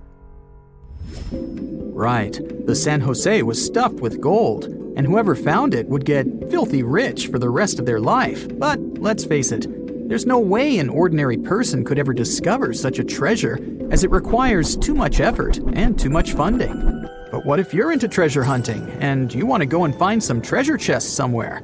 Well, I guess I have a story about ordinary people looking and even eventually finding real treasure. Meet Forrest Fenn, an eccentric millionaire who hid a $1 to $5 million treasure. The exact worth was unidentified. You see, even Mr. Fenn himself said he never tried to appraise it. Inside the chest, there were 265 American gold eagles and double eagles, ancient coins, gold nuggets, you name it. Forrest stashed the chest in the Rocky Mountains and announced the treasure hunt back in 2010. Now let's focus on a map for a little bit and see how vast the Rocky Mountains are. Basically, the treasure hunters were supposed to sweep the two countries, both the USA and Canada. At first, it was a small treasure hunt with only a couple of people who knew about it. But sometime later, there was pretty much a competition, as tens of thousands of people set off to look for the treasure. There was research stating that over the decade, about 350,000 people tried their luck looking for the mystery chest. To announce the hunt, Forrest Fenn used a poem made up of 24 lines. The poem had some hints in it that most treasure hunters failed to decode. It was so well hidden that it took 10 years to finally discover it. There was also a blog called Thrill of the Chase, and on June 6, 2020, Mr. Fenn finally posted the long-awaited news. The treasure had been found. Forrest himself admitted that anyone who read the instructions from the poem carefully could find the treasure. The poem created a lot of buzz on the internet, with many users trying to decode the 9 hints the poem had. Some of them even suggested the possible keys to decode the puzzle. Those speculations might have helped the person who eventually found the treasure. At first, even Forrest Fenn himself didn't know who cracked all the codes in the poem, made it through the dense forest, and retrieved the chest. The lucky finder preferred to stay anonymous, and all we initially knew was that it was a man from the eastern United States. The winner sent a photograph to Forrest Fenn, and thus the treasure hunt was officially over. Sometime later, though, he revealed himself. It was Jack Stewart, a former journalist and medical student. The treasure was hidden under a canopy of stars in a forest in the Rocky Mountains. The vegetation there is lush, so the chest was hidden deep within. The chest had never been moved from the place where it was originally hidden. The exact location is still unknown, but we know that the treasure was hidden in Wyoming. Jack admitted that not all the advertised treasures were found in the chest. A small gold frog on a necklace and a Spanish emerald ring were missing. Forrest indeed found the frog in his collection and gave it to Stewart, but he failed to find the ring. The treasure hunt created by Forrest Fenn may seem extravagant, but he explained why he decided to start it. The only thing he claimed to have in mind was to give people some hope. It's 1898, and you're taking part in excavations in Saqqara. This place, not far away from Cairo, is full of ancient tombs and pyramids. You're in your Indiana Jones mood and hope to find something really phenomenal to become famous. Gold, manuscripts, treasure maps, mummies of famous pharaohs. Wait, a wooden bird? You're really disappointed as it looks like a regular toy. An old one, but still. Little do you know that years later, someone would propose that your bird was actually an ancient monoplane. So the artifact, nicknamed the Saqqara bird, is made of a sycamore tree. The birdie has a wingspan of just 7 inches and weighs around 40 grams. A perfect original souvenir from Egypt, I would say. It's over 2,000 years old and looks pretty plain, without any carvings of feathers or other intricate ornaments. It has a beak and eyes though, which makes our find look like a hawk, the emblem of the deity Horus. Its tail is rather unusual as it's squared, looks weirdly upright, and it seems like the sunken part of it was the place for a now missing piece. Humans love solving a good mystery, so there have been several attempts to explain the use of the birdie. First, quite simply, is that it was a ceremonial object. The second idea is that it was a toy for a child from some well-off family. It could have been some sort of boomerang, which was a popular concept in ancient Egypt. Then there was a theory that the bird had been used as a weather vane. But this one has been debunked as the figure doesn't have any holes or markings, except for the one made at the museum in Cairo to fix the exhibit on a stick. So there was no way to hang it in the past. Almost a century after the bird was found, Egyptologist Dr. Khalil Masiha proposed a new theory that it could have been a model of a monoplane. He believed the bird was missing a horizontal tailplane. Otherwise, it had its wings set at a right angle, similar to that of modern planes. It could have worked to generate the aerodynamic lift necessary for flights.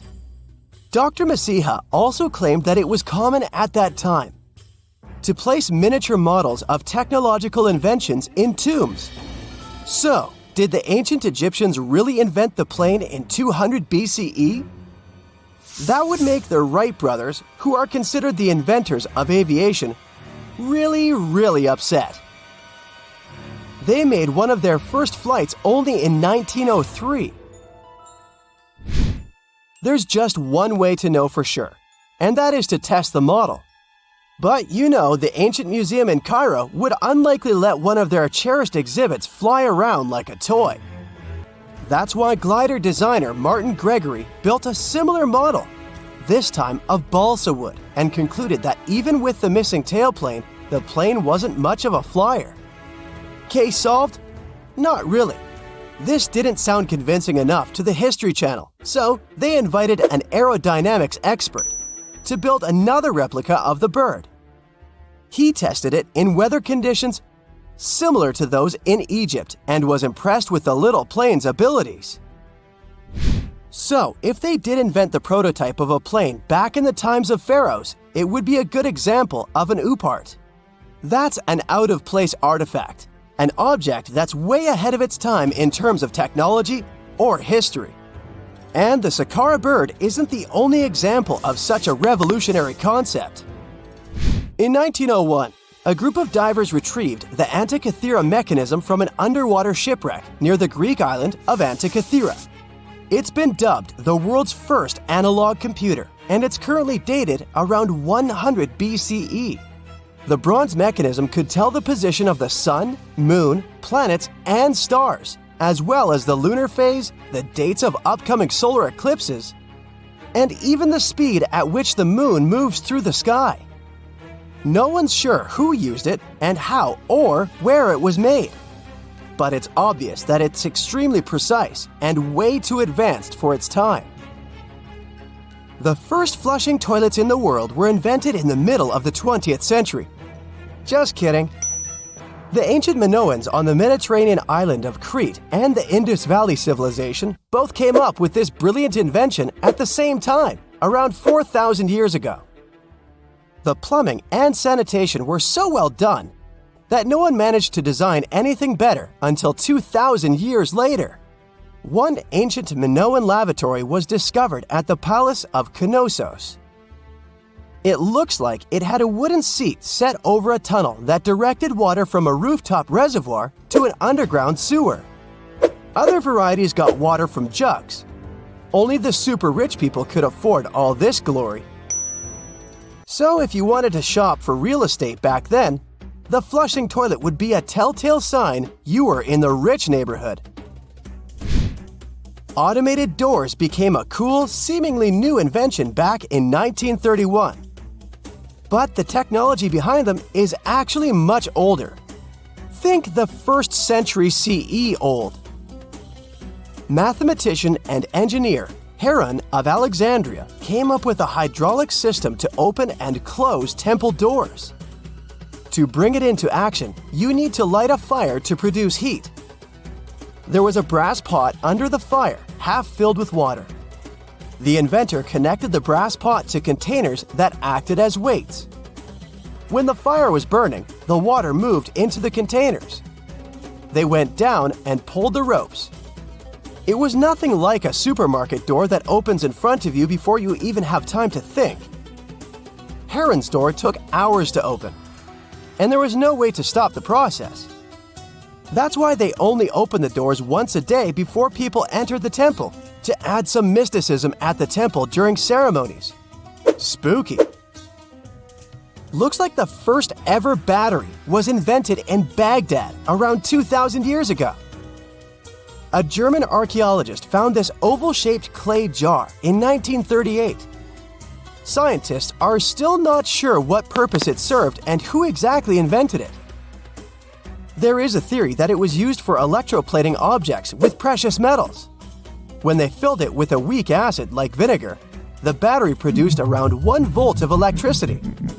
Another theory says it was a vessel for sacred scrolls. Would you like to buy contact lenses designed by Leonardo da Vinci himself? In 1508, he invented a glass lens with a funnel on one side. You were supposed to wear it with water inside to improve your vision. Sounds a bit uncomfortable, doesn't it? So, around a century later, French scientist René Descartes decided to improve the idea and make the cornea contact the future lenses. Contacts because they contact your eyes, get it? The glass tube with liquid did help improve vision, but blinking was sadly impossible. 2.5 centuries later, new technologies in the glass industry let scientists design contacts that would fit in the eye and even let the wearer blink. Thanks, guys! Still, those lenses were made of heavy blown glass and didn't let the eye breathe. About 50 years later, contacts became plastic, lightweight, unbreakable, and scratch-resistant, but still covering the entire eye. And then, in 1948, an English optical technician accidentally sanded down a plastic lens and figured out they'd still be in place even if they covered only the cornea. Imagine you're living in 19th century London and need to send a message to New York. It would have taken about 10 days to get there by ship. So when delivery time went from days to hours in 1858, it was a true sensation. The first message was sent by Queen Victoria herself. It was all made possible thanks to the transatlantic telegraph cable, running under the ocean. Sadly, the new cool invention only lasted a few weeks. It took years to bring it back to life. Mirror check. You've got your beige parka on, your chisel is packed, and your overnight plane ride to Saudi Arabia is booked. You know what this means, right? Unfortunately, you weren't cast in the remake of Dune. It just means that you're ready to go explore the world's largest desert areas in the hopes of uncovering prehistoric secrets about our ancestors. Let's get one thing straight. If you ever thought that deserts were empty spaces, think again. They might be filled with sand as far as the eye can see, but they also hold a lot of history, you know, because before humans settled down in cities and towns, we were nomadic people, and we traveled all around the globe looking for food, water, and shelter. So we had to come up with some interesting stuff to survive. Like this thing that was found in the desert of Saudi Arabia. Do you have any idea what this could have been? Over many years, scientists have discussed the origins and use of huge structures such as these ones. It seems our Neolithic ancestors were way smarter than we gave them credit for. They didn't spend all their hours around the fire carving weapons out of stone. No, they were also practicing their architectural skills. These huge stone structures are called desert kites, because if you look at them from a distance, well, they sort of look like kites. Archaeologists have arrived at the consensus that these kites were used to lure animals in. This way, It would make it easier for our ancestors to guarantee their week's food. But that's not all. Take a look at these monolithic structures right here. They show us that our ancestors probably drew on rocks, the blueprint of what they were going to build on the ground. Just like modern-day architects, desert kites could be miles long, so they drew out a plan before actually building them. The most surprising feature of all is that these kites were built even before things such as Stonehenge. We're talking around 7,000 to 9,000 years ago. Over the last decade, scientists have been able to identify over 6,000 desert kites spread across the Middle East and West and Central Asia. If you don't think this huge, try building something this large without the help of any drones. It looks like a pretty difficult feat to me. And apparently, Saudi Arabia's desert is filled with more amazing things. Scientists have found mysterious stone structures that are older than the pyramids of Giza in Egypt. So of course, you can't wait to go check that out. Can we all agree that carrying around heavy rocks to build a pyramid without the help of modern technology sounds absurd? I mean, how on earth did they do it? Now imagine turning back the clock about 2,000 years into the past and finding humans that built similar gigantic structures in isolated areas. Take a look at these so-called mustadils. They are rectangular structures built from piled-up stones, found over 77,000 square miles. Some archaeologists believe that these monuments were used for ritualistic purposes, maybe processions of some kind, where people would walk from one end of the plateau to the other. I'd be down for that. Now let's move on to another deserted area. We're entering the world-famous Sahara Desert landscape. Isn't it beautiful? Here, you're about to unravel an ancient mystery, something that took years for researchers to solve. Fun fact, the Sahara Desert is the world's largest hot desert. It spans over 3 million square miles, which would be like putting 1,000 times the country of Hawaii next to each other. We say it's the largest hot desert because the world's largest desert area is Antarctica. But we all know temperatures over there are freezing, not the typical image of when we think of a desert. Deep into the desert, near the Algerian town of Fougeret et Zoua, something strange was found. For decades, these tiny dots appeared on images of Google Earth, but nobody could explain what they were. Some scientists were sure that these circles are the result of oil activity in the region. Others guessed that these were ancient fogeras or ancient water wells. There are dozens of them, stretching for miles and miles in a straight line. The strange thing is that they are always far away from any town, road, or human activity in general. So what was or is their purpose? If you had to take a guess, what would you say? Remember we talked about how our ancestors had to be creative in order to survive in the desert? Let's try to walk in their shoes for a minute. Imagine you're a nomadic hunter-gatherer living in a desert area. You spend your days basking in the hot sun, trying to count all the grains of sand around you. But you also need to eat and drink water. But how on earth do you get water in a desert? Sure, you can hope to keep running into oasis every week or so, but that seems a bit risky, doesn't it? That's why North African people invented the so-called fogeras. The fogeras are a 2,500-year-old irrigation system. Locals would dig deep wells in elevated areas, wells deep enough to tap into underground water. Then, they would dig parallel shafts at regular distances. This way, the water would flow from the main well down into all the shafts and irrigate entire areas. Travelers could stop by the shafts and quench their thirst. They could also raise livestock and tend to crops. Pretty clever, huh? As much as these holes did look like fogaras, a little bit of research would show you that they're not. You see, these shafts were built in a line, and not in a circular shape like the ones we're looking at now.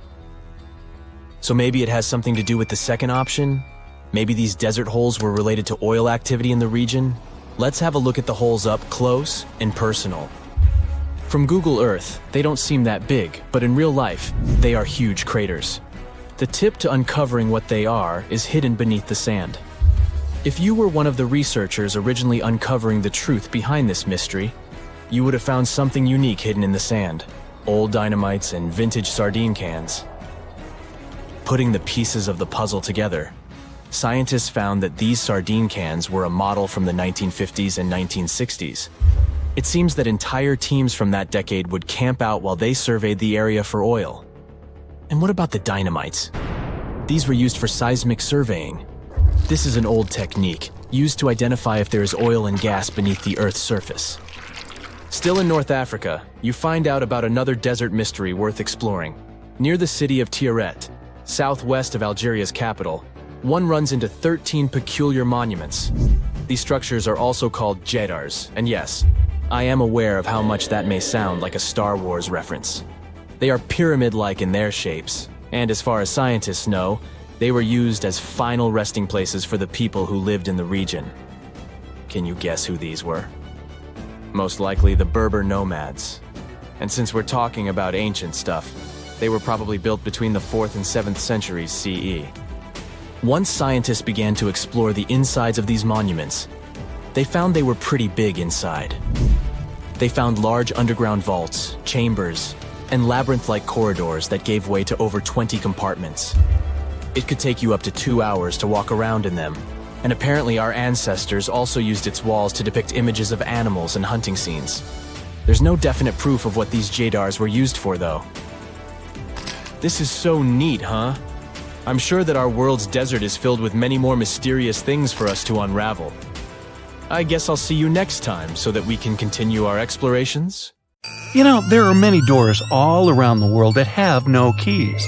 Maybe you can guess how to open them. The first destination is, okay, read this, and good luck to you. It's a temple in India. The temple's name comes from this other really long word, which can be translated as the one emerging from the lotus. This temple is one of India's most popular and sacred places. It's one of 108 temples of this word. It dates way back. It was mentioned in Tamil literature in the 6th century. Flash forward to our time. In 2011, the Indian Supreme Court decided to document the valuables of the temple because they had been informed that the place might have been misused. To do so, they had to open the doors that had been closed for centuries. The committee went to the temple and discovered 6 huge secret vaults that held unbelievable treasures. After the chamber doors opened, they found at least $22 billion worth of golden idols, necklaces, and coins. The officials also discovered ceremonial costumes and gold coconut shells with jewels. Plus, they saw large diamonds. Not our understanding of large, though. Some of these precious stones were as large as 110 carats. To put it in perspective, a small solid gold statue from the collection could be worth around $30 million. After this fairy tale-ish treasure had been discovered, the temple got equipped with metal detectors, cameras, and other safety precautions before the first visitors started to arrive. Now, there are a lot of security guards at the temple. But are they protecting the treasure, or is there something more mysterious hiding behind its doors? The temple has 6 chambers, and the valuables are kept there. These rooms are named Chambers A through F. The expedition committee opened 5 of these vaults with significant effort. But the most bizarre thing is that, despite all the efforts involving existing tech, the mysterious Chamber B still wouldn't open. On the side of the door, 2 carved cobras are welcoming you. The door works as a gate. You can easily see it with the unaided eye, just like the doors leading to other chambers. Surprise! Experts discovered 2 more doors behind the first one. The second door is wooden, and the last one is made of iron. Strangely, the last door was sealed. It also doesn't have any means of entry, no bolts, handles, latches, or anything else. To this day, no one knows what's inside Chamber B. Believers say that opening the door against its will can release into the world unnameable things. Others say that Chamber B may hide a tunnel. It might not be related to the reasons above, but the High Court of India warned against opening the doors of Chamber B. Now, in 2010, David Crespi, a French engineer, visited Machu Picchu. He discovered a strange door in one of the main buildings. The door was in a narrow path neither tourists nor archaeologists used very often. David believed that the place was an entrance the Incas had sealed for some reason. He contacted archaeologists and authorities right away. They promised him to start investigating the area in the near future and let him know about his potential discovery. Well, months passed, but he didn't get any news. No response to his emails and calls. In 2011, he found an article by Terry Jamin about Peru. David reached out to him in no time. He described his finding to Jamin. After that, Jamin and other archaeologists went to Machu Picchu to investigate the secret door. They concluded that this door was indeed an entrance sealed by the Incas. The researchers confirmed the existence of 2 entrances found behind the famous door. They also got the 3D representation of a staircase leading to the main room and another chamber. The analysis also revealed several cavities, among which there was a vast quadrangular room. Plus, georadars detected some metals. Those might be golden and silver objects. Jamin and his team thought this place was a chamber of pre-Hispanic times. They believed the door had been sealed by the Incas to hide something important. Maybe an enormous treasure, or something no less precious. Jamin also claimed that finding this chamber could lead to the discovery of a mausoleum. Jamin submitted an official request to the Peruvian authorities for permission to open the chambers. Yet, neither his application nor requests of other archaeologists have been approved so far. Authorities claim that opening this door could cause damage on the other sides of the archaeological site. Yet, the use of an endoscopic camera has confirmed the hypothesis that the stone blocks at the entrance are only there to close the passage. They are not there to support the internal structures of the building. The third mystery is in Giza, Egypt. Explorers uncovered 2 secret doors inside the Great Pyramid. There are 2 tunnels, each around 8 inches wide, that go from the north and south walls of the Queen's Chamber. But the tunnels are closed by stone blocks before they reach the outside of the pyramid. So, where are they leading to? No one really knows the true purpose of these tunnels. Some archaeologists think these doors might be hiding a yet undiscovered chamber. Egyptologist Zahi Hawass explained how these doors were first found. A robot designed for this expedition was sent inside the shafts of the Queen's Chamber to find out what was there. The research team attached a camera to the robot. The footage revealed that behind the stone door, there was another sealed door. The archaeologists were thrilled to see this door instead of just a dead end. The structure of the stone door blocks the other doors perfectly. Experts think it's an incredible bit of engineering. Now, it's not possible to reach the door because it's behind a huge stone block. But archaeologists are trying to find a way to get there without damaging other parts of the structure. These new discoveries have only raised more questions instead of answering the already existing ones. Secrets are still waiting to be revealed. Our final stop is the Taj Mahal, a monument to love. Mughal Emperor Shah Jahan made this memorial to honor the memory of his beloved wife, Mumtaz Mahal. The total number of doors in the Taj Mahal is so great, this video would be days long if we started talking about all the sealed rooms.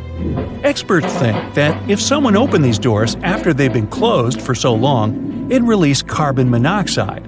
And when this gas meets the marble, it forms calcium carbonate. That's why this could lead to the appearance of cracks in the minarets of the Taj Mahal. Also, a legend says that if these doors get open, a dreadful curse will be unleashed from the mausoleum's underground chambers. And here's a bonus from Canada: the door of room 873. This is a room at the Fairmont Banff Springs Hotel, which opened in 1888. The story goes like this. Decades ago, someone committed a crime in this room. After the investigation, the hotel administration refurbished the room and rented it out to other travelers. But rumor has it, other guests who stayed in the room later also faced unpleasant situations. They reported hearing strange noises. The TV in the room kept flickering. It's guessed that the door of room 873 was sealed with bricks. Curious guests who heard these mysterious stories wander along the corridor where the room used to be and knock on the walls to contact potential ghosts. Well, which of these secret doors would you like to open? Under the burning sun, among the sand dunes, somewhere in the Sahara Desert, you're walking in search of an ancient treasure. Finally, you find a strange rock in the sand. It's big, looks like a large piece of black coal or rock, but something shiny on its surface makes the rock unusual. This unique find is the oldest thing that has ever been discovered on our planet. This rock was born long before Earth appeared in outer space. The unusual meteorite was found in 2020 in a remote area of the Sahara Desert. Scientists have analyzed the isotopes of magnesium and aluminum on the stone's surface and found that its age is about 4.5 billion years. At the moment, this is the oldest sample of magma from space in history. It belongs to a small protoplanet that didn't have time to form completely. It happened a very long time ago when our solar system was forming. Many huge asteroids were floating in space. Some of them were formed into huge celestial bodies, which later became planets. The big rocky planets were absorbing the smaller ones. The rock was part of a little protoplanet that just began its formation, but another huge asteroid destroyed it. The planet shattered into billions of pieces. Some of them became part of other planets. Some flew outside the solar system, and one piece that had been wandering in space until our Earth was formed. After that, it hit the planet's atmosphere and fell into the territory now known as the Sahara Desert. The rock was discovered in 2020, but the erosion of extraterrestrial rocks shows that it could have fallen much earlier. This ancient thing weighing around 70 pounds has several pieces of different meteorites inside. In simple words, it's a volcanic rock consisting of lava. It has cooled, solidified, and crystallized. That's why you notice the glitter. Scientists hope that further study of the rock will help to learn more about our solar system foundation. The biggest asteroid discovered in the U.S. is the Willamette.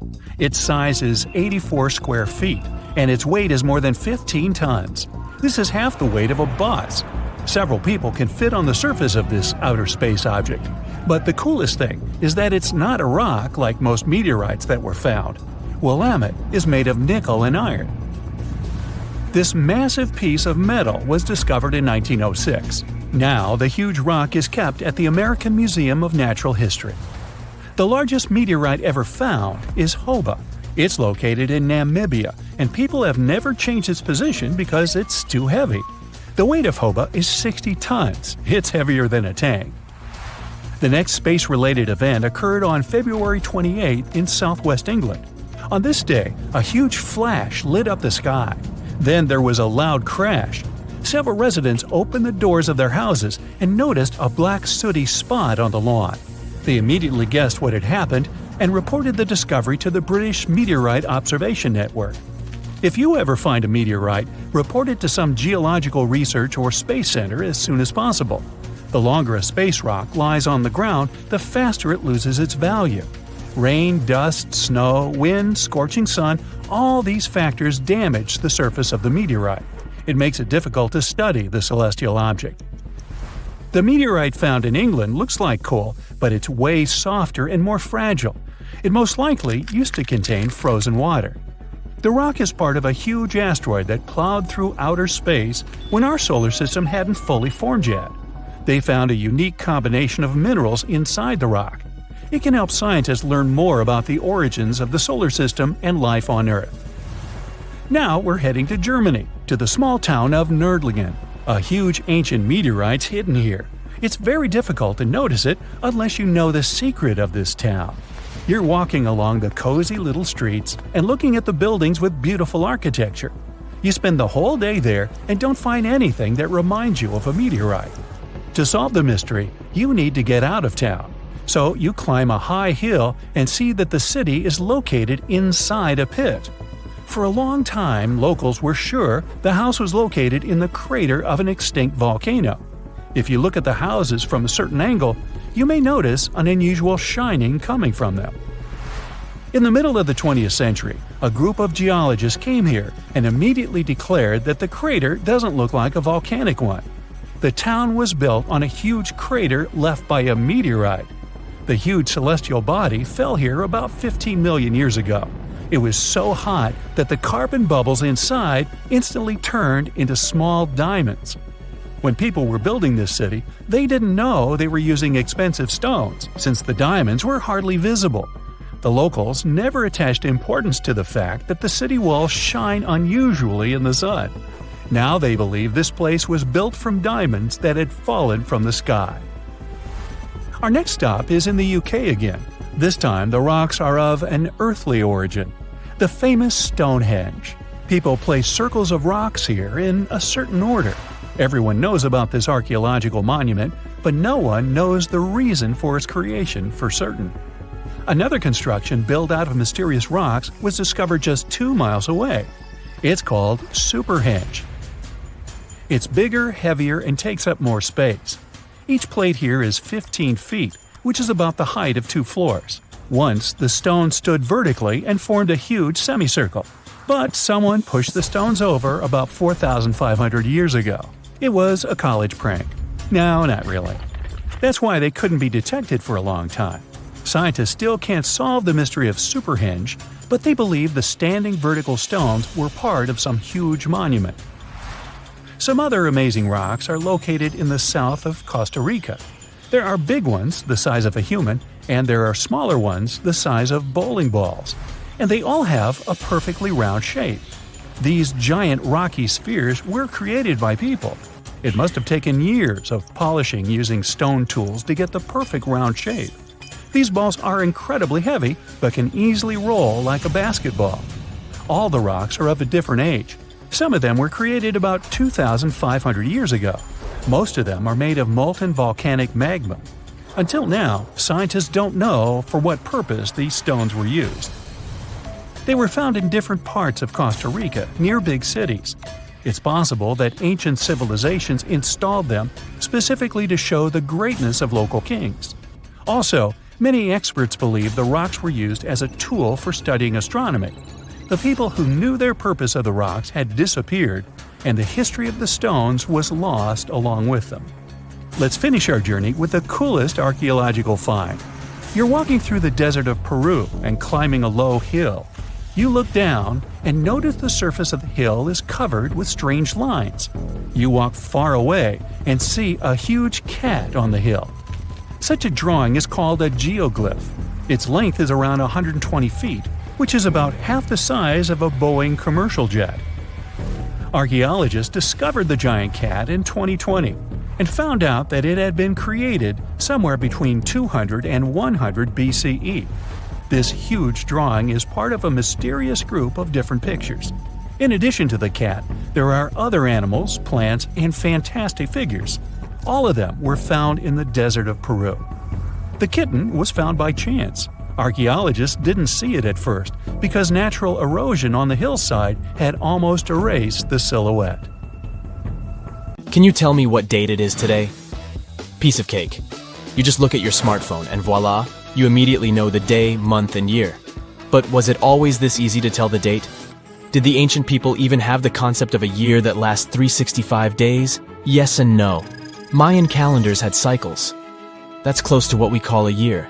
But the Mayan cycle was much longer, 819 days. And this is where the mystery begins. 819 days compared to what? When does this calendar begin, and when does it end? Scientists were asking themselves this question for decades. They discovered and deciphered the Mayan calendar during the 1940s. Recently, 2 American scientists, John Linden and Victoria Bricker, came forward with a solution. So, what did they do differently from their predecessors?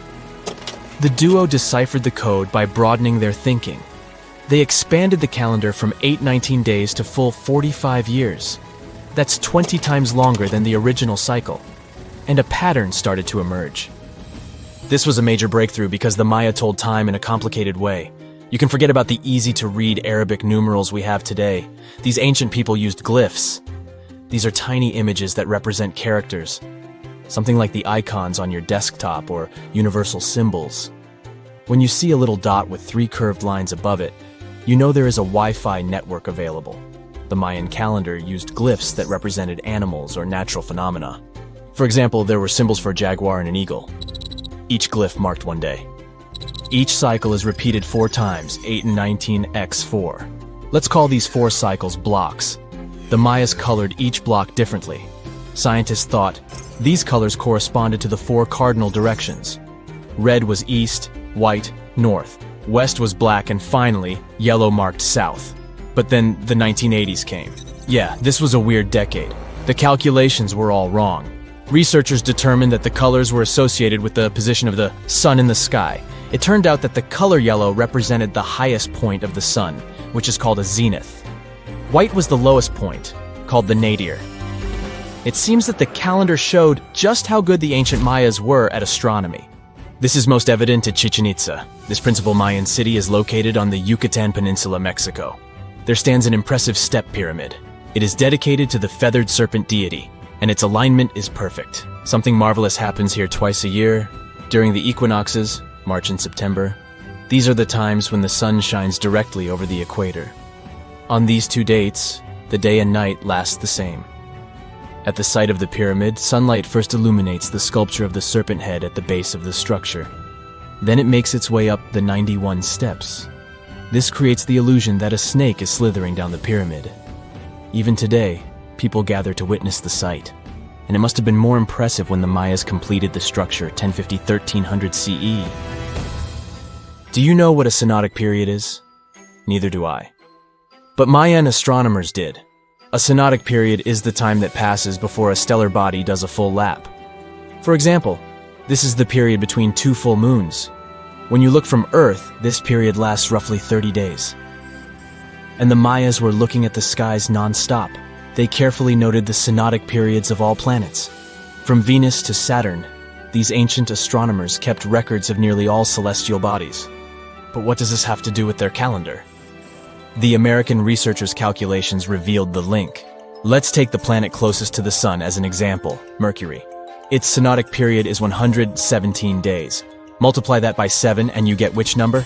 Exactly 8 to 19, when 17 x 7 equals sign 819? Coincidence? Definitely not. Because synodic periods of other planets also neatly match the magical figure 819. But this is not visible from a single Mayan cycle. Scientists had to expand it several times to discover the pattern. There is a reason why no one could decipher the code for so long. They were focused on a single planet. The trick was to add the Mayan calculation for all the planets. Researchers just needed to see the bigger picture. This brings us to the year 2012.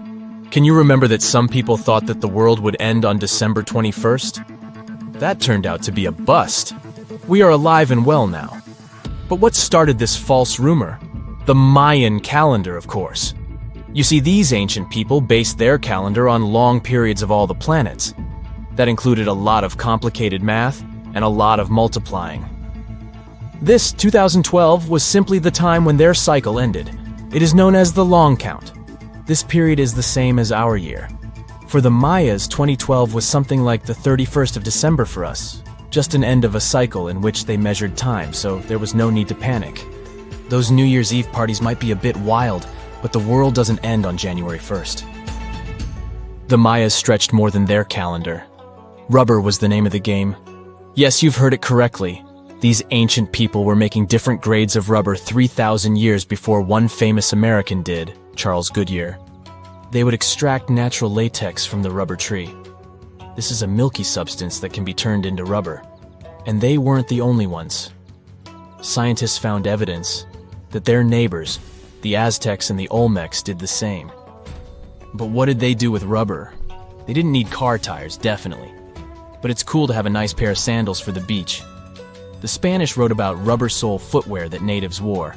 Sadly, scientists still haven't found them. That would be a big step for archaeology. So the Maya were playful with rubber, literally. Researchers guessed that they produced balls from latex.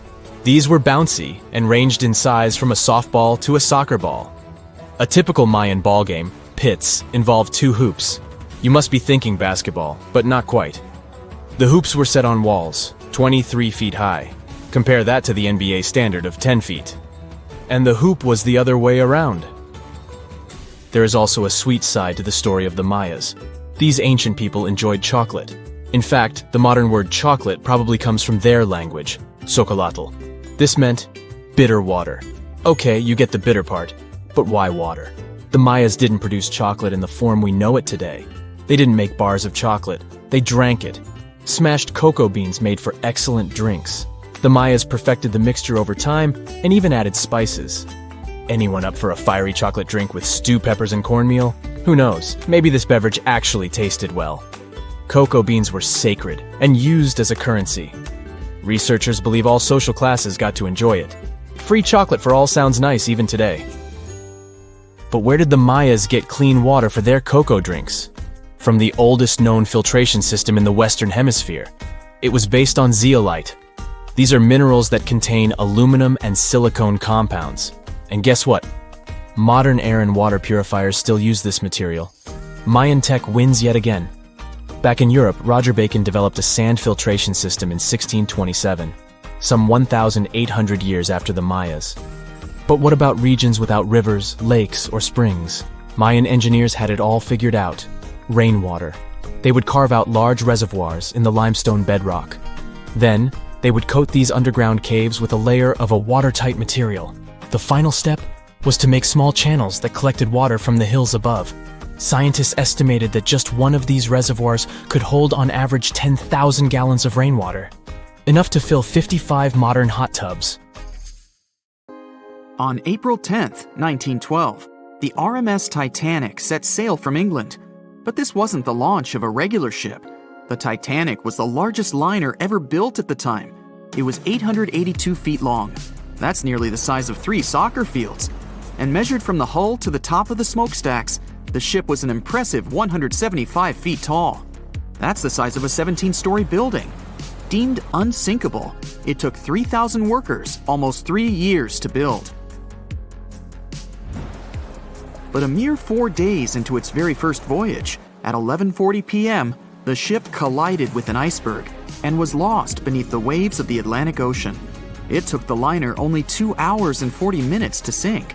And of more than 2,200 passengers and crew members on board, only 706 survived. The wreck would remain lost for another 73 years, hiding its many secrets within the frigid Atlantic waters. And if it wasn't for a man whose whole life had been devoted to exploring the sea, the giant ship might have remained lost for a lot longer. That man was Robert Ballard. As a child, Ballard was obsessed with the ocean. This fascination started when he was just 12 years old. That's when he watched a film adaptation of Jules Verne's science fiction novel, 20,000 Leagues Under the Sea. It had everything to spark a young person's imagination, from adventure and strange creatures to a powerful underwater vehicle called the Nautilus. It could travel anywhere in the world you wanted to go. From that moment, life on dry land was no longer in Ballard's future. When he was 23, he was assigned to the Deep Submergence Group. There, he helped develop techniques to search the ocean floor. His biggest accomplishment was the creation of Alvin. It was a small, easy-to-maneuver submarine that could carry 3 people. It also featured an external mechanical arm designed to gather underwater samples while the crew remained safe and dry inside. Alvin the submarine quickly proved useful for a variety of tasks. For example, once it was used to track down an aircraft that had crashed into the sea. But the vessel experienced a series of setbacks. In one case, it was attacked by a swordfish, which caused the submarine to resurface quickly. The swordfish, still stuck in the outer skin of the submarine, became that night's dinner. And in October 1968, the submarine was being lowered into the water when the cables holding it snapped, sending it careening into the ocean, along with 3 crew members on board. And because the small vessel was still open, it immediately filled with water and quickly began to sink. Luckily, the crew managed to escape, but Alvin was gone. Bad weather hampered multiple attempts to recover the vessel. It wasn't until the following year that it was finally returned to the surface. In time, Alvin would be improved. Its hull would be strengthened by titanium, giving it a higher depth rating, thus making it even better suited for ocean exploration. The specialized submarine would come in handy in many of Ballard's 100-plus expeditions. The man was one of the first to explore an underwater mountain chain called the Mid-Atlantic Ridge in the Atlantic Ocean. And when he found thermal vents in the Galapagos Rift in the late 70s, he also helped discover and document the process of chemosynthesis. That's a complicated chemical synthesis of food energy by bacteria. But his biggest discovery was still to come.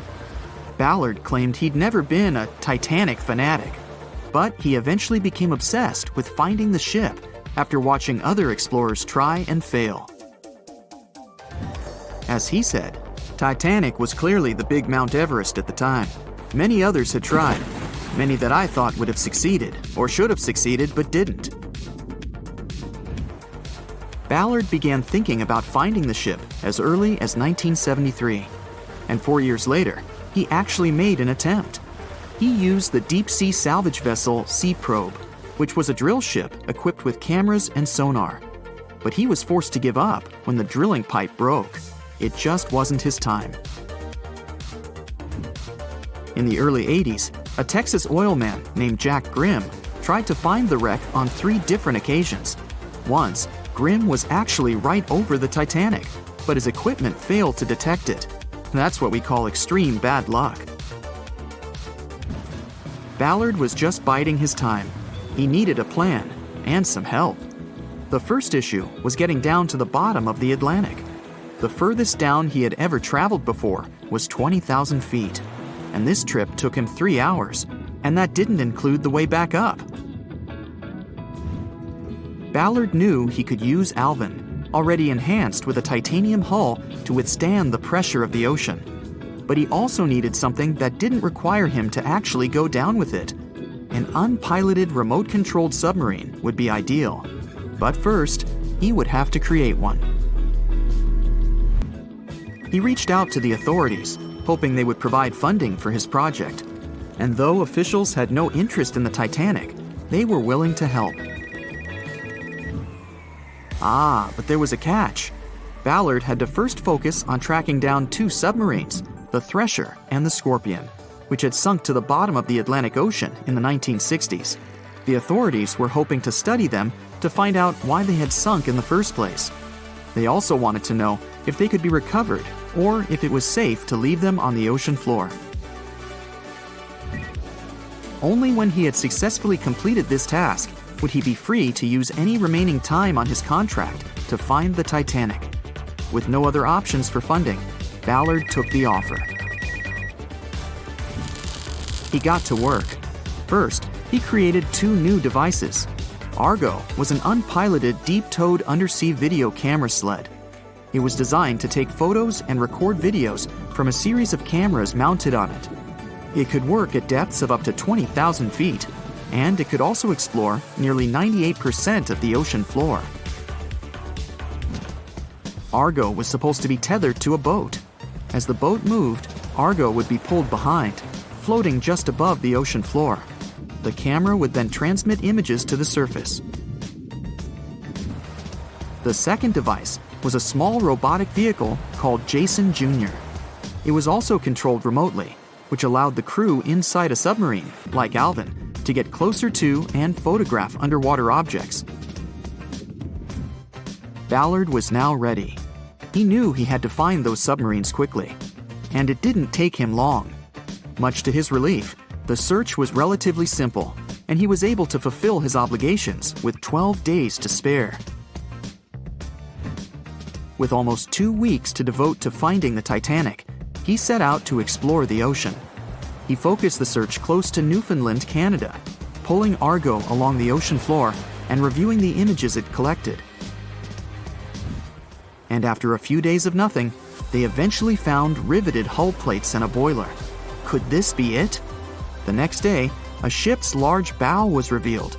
On September 1st, 1985, Ballard and his fellow crew members realized they had finally found the infamous ship. The discovery resulted in a mix of emotions. Ballard was excited to be the first to find the Titanic's final resting place, but he was also overwhelmed by the sense of grief for those who had suffered when the ship had gone down. Over the next 4 days, the crew explored the wreck. They found the crow's nest, from where the iceberg had first been spotted. Plus, there was finally evidence of how the massive ship had split in 2 before sinking, with both halves of the ship found. There was furniture and dinnerware, and sadly, several leather shoes of those who hadn't made it to safety were scattered about the ocean floor. Ballard succeeded where others had failed and became an instant celebrity around the world. You'd think that locating the Titanic would be enough for one man, but not for Ballard. In 2019, he took on the challenge of solving another mystery, the disappearance of Amelia Earhart. Earhart had attempted to be the first woman to fly around the world. Unfortunately, she disappeared somewhere over the Pacific Ocean in 1937. She and her plane were never found. Ballard hoped that his luck with the Titanic would help with finding where Earhart had gone down, but his expedition failed to find anything. And though Robert Ballard has found more shipwrecks than anybody else, it's only the tip of the iceberg. It's estimated that there are over 3 million shipwrecks in the ocean, and Ballard has only located 100 of them. Now, in his late 70s, the man is hoping to encourage young people to continue his work of exploring the ocean and its many mysteries. In 1989, he started the Jason Learning Project to inspire grade school students to pursue science, technology, engineering, and math. He has his own research vessel called the EV Nautilus, after the name of the submarine in Jules Verne's novel, a fitting tribute to the story that inspired his career. It's March 1974. The Betz family, Jerry, Antoine, and their son Terry, are walking through the woods at their estate on Fort George Island. As they enjoy their spring walk, little do they know that today they'll come across something that'll change their lives forever. As Terry walks ahead, he can feel something pulling him towards an unknown object. Unsure of what to make of this feeling, but curious to pursue whatever's calling to him. "Terry, where are you going?" his mother calls out, but he ignores her and frantically tries to find this unknown thing.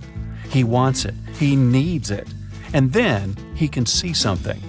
A shiny silver sphere, the size of a bowling ball, nestling among the grass.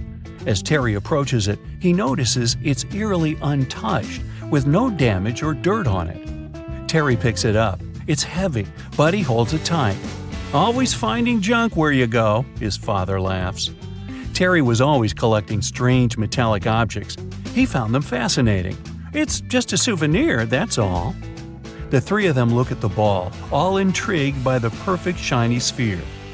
As they walk back home, they excitedly discuss its possible origins, fantasizing the possibilities that maybe it's a cannonball used by conquistadors, or that it could have fallen from a NASA satellite in orbit.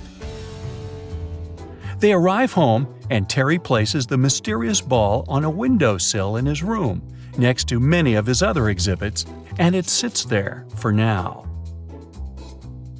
2 weeks pass, and Terry has a friend over. They hang out and take turns playing the guitar. Terry strikes a chord, and a vibration occurs that comes from the windowsill. The boys sit silently, spooked by the unknown sound. They look around to find where it came from. "It's probably just a possum," Terry says calmly. But as he raises his pick, he looks towards the sphere suspiciously. As he strikes another chord, he sees the sphere vibrate, and this time, it's also emitting a humming sound. Terry puts down the guitar and approaches the ball, and as he reaches toward it, the sound slowly fades. Startled, he stands in silence before calling out to his dad. Terry explains the strange phenomenon to his father. Antoine looks at it closely, then holds it up to his ear. As he shakes it vigorously, he can feel something inside the ball moving. Shocked, he places it down on a table. Once placed, it begins to roll, moving towards one edge of the table, then circling around, moving corner to corner in a rectangle, endlessly searching for something, possibly an exit, until finally it rolls back to the middle, becoming motionless once more. They all look at the ball, puzzled by the display, and Antoine places the ball on the floor. As soon as it touches the surface, it quickly rolls toward the door. This time, it's clear the sphere wants to make an escape. The thing is too valuable to lose, and Terry quickly chases after it. He grabs it before it leaves the house. He places the ball somewhere safe inside a box, incapable of another escape attempt. Over the following days, Terry took it upon himself to make his own experiments. He found that when within the sunlight, it appeared to be more active. His opinion was that it reacted to solar radiation. When hit with a hammer, it would ring out loudly, as though it felt the strike. Strange things also occurred in the Betz family home. Doors would suddenly slam shut at night, and strange organ music played throughout the house, even though they didn't own an organ. The family sat down to discuss the sphere. They felt it was something truly extraterrestrial, and they required professional advice. The authorities came to review the ball, puzzled by the object, as it moved in an unpredictable way. But they couldn't recognize what it was or provide an explanation for it. All they could confirm was that it didn't come from another planet.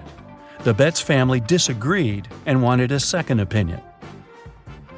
They sent it to Dr. J. Allen Hynek, an astronomer and expert in the extraterrestrial. He spent 6 hours reviewing the sphere. Through his many examinations, the doctor found that the strange sphere emitted radio waves and had its own magnetic field. With this new information, the Betzes were interviewed by a reporter. The mysterious sphere quickly became famous. Its story spread in papers throughout the USA and even made the news internationally. Everyone wanted to know more about this mysterious sphere. A television crew soon visited the Betz house, hoping to experience the extraterrestrial object firsthand. The sphere was placed on the ground. It did its usual trick, and the visitors stood there, speechless at what they were witnessing. The reporters asked to place the family's poodle next to the ball to provide an indication of the sphere's size. As the dog sat next to it, it began to whimper and covered its ears with its paws, something it had never done before around the ball. The Betz family felt they had something truly valuable and insured it through Lloyd's of London, and if they left it at home, they had someone stay to watch it, ensuring no one would steal it or let it escape. But what was the mysterious Betz sphere really? When responding to the press, the spokesman from the authorities revealed the sphere was made from high-grade stainless steel. Although the sphere wasn't something they made themselves, it was still likely created somewhere on Earth. If it came from outer space, they advised it would be made from different elements. Their review showed the shell of the sphere is 1 inch thick and hollow inside. It weighed 22 pounds, the exact weight for that amount of stainless steel. It had no seams on it, the shell was scuffed in parts, and had a small triangular mark 3 millimeters long. They were sure it was just a steel ball. But they wanted to confirm further by using X-rays. They found small beads of residue inside. These beads would have been caught inside the object when it was manufactured, clarifying why there was a feeling of movement inside the ball. They also solved the mystery of the strange movement, as it's a perfectly balanced sphere. Sitting on the slightest uneven surface would cause it to roll. The Betz's house had uneven stone floors, and it had only ever been witnessed to move around there. The authority also wanted to cut it open to prove their assessment. However, the Betzes were adamant that it couldn't be damaged. It was identified further that the sphere was just a ball check valve produced by the Bell & Gossett Company. The ball's size, weight, and metallurgic composition matched perfectly to what they made. Confirming how it managed to make the journey to the Betz's estate 3 years before the discovery of the sphere, an artist, James Durling Jones, had collected a few of these ball check valves. He liked to use them in his sculptures. With no room inside of his bust, he put them on the top of the roof rack. His journey took him past the Betz's estate, and along the way, a few of these balls happened to roll off and were lost, at least until Terry came along one fine spring day. But what about the radio waves and odd magnetic properties confirmed by Dr. Hynek? Well, although Antoine claimed that's what was found, it was never confirmed to be true with the doctor. The 1970s were a heyday for all things out of our planet, and anything related would gain popularity immediately. The authorities only enhanced this by providing monetary rewards for supporting evidence. Finding something extraterrestrial could have been just a ploy by the Betzes for a cash reward.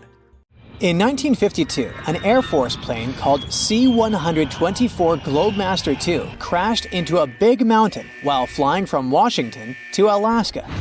Sadly, everyone on board, 52 people in total, didn't make it. The bad weather at the time made it hard to find the crash site, and even later, any attempts to locate it failed. But in 2012, a helicopter crew doing a training mission spotted the pieces of the crashed plane on a glacier called Colony Glacier in Alaska. They started looking for more pieces and confirmed it was indeed the missing plane. Since then, every summer for about a decade, different military groups have been helping in an operation called Colony Glacier. They've managed to identify 40 out of the 52 people whose lives were lost in the crash. The soldiers taking part in this mission take their promise seriously to never leave a fallen comrade behind. They believe it's their duty to bring back those who didn't make it. Another discovery comes from the Alps. In 1991, some hikers exploring the picturesque Alps stumbled upon a human body. It was half frozen in ice at the top of a mountain pass between Italy and Austria. At first, the local police thought it might be a mountaineering accident. But in a few weeks, archaeologists started claiming that this guy might have lived more than 5,000 years ago. They eventually gave the frozen fellow the nickname Ötzi. He was named after the nearby Ötztal Valley. He's become quite famous as the oldest ice mummy on record. Ötzi's frozen state might not be as unique as we thought, and that's where things get really cool. Archaeologists have another theory. See, at first, everyone was convinced that Ötzi marked the start of a cooler period because he had been frozen in the ice without any interruptions since he had lost his life. Yet, over the past few decades, glaciers and ice patches worldwide have been melting away like ice cream on a hot summer day. Not just Ötzi, but other ancient relics like bodies, hunting gear, horse droppings, and even ancient skis started to appear. So, archaeologists say there are similar sites. They've found quite a few, and they all fit perfectly into this growing field of glacial archaeology. It seems like as the world warms up, it will show even more ancient secrets from the deep freeze. Moving on to another amazing discovery. In 2018, William Taylor and Nick Jarman were exploring the snowy slopes of Mongolia's Altai Mountains. They found an ancient treasure trove hidden in the ice. Inside the trove, they found a well-preserved 3,000-year-old arrow shaft adorned with ochre markings. It was in pristine condition, a rarity for organic items that old. They found other items too, like a bronze arrowhead with bits of animal sinew still attached. All of these relics had been untouched for hundreds of years, since they had been locked in the ice. In Mongolia, rising temperatures have melted ice patches that remained frozen for centuries. Similar discoveries have been made in the Yukon, US, Italy, Siberia, and Norway. Thousands of sites have been identified. Yet, scientists are racing against time to document and preserve these artifacts before they're lost forever. The study of these artifacts challenges the definition of these environments as wildernesses and shows how indigenous people coexisted with nature there. Sometimes people find simple items too, as simple as a sandal.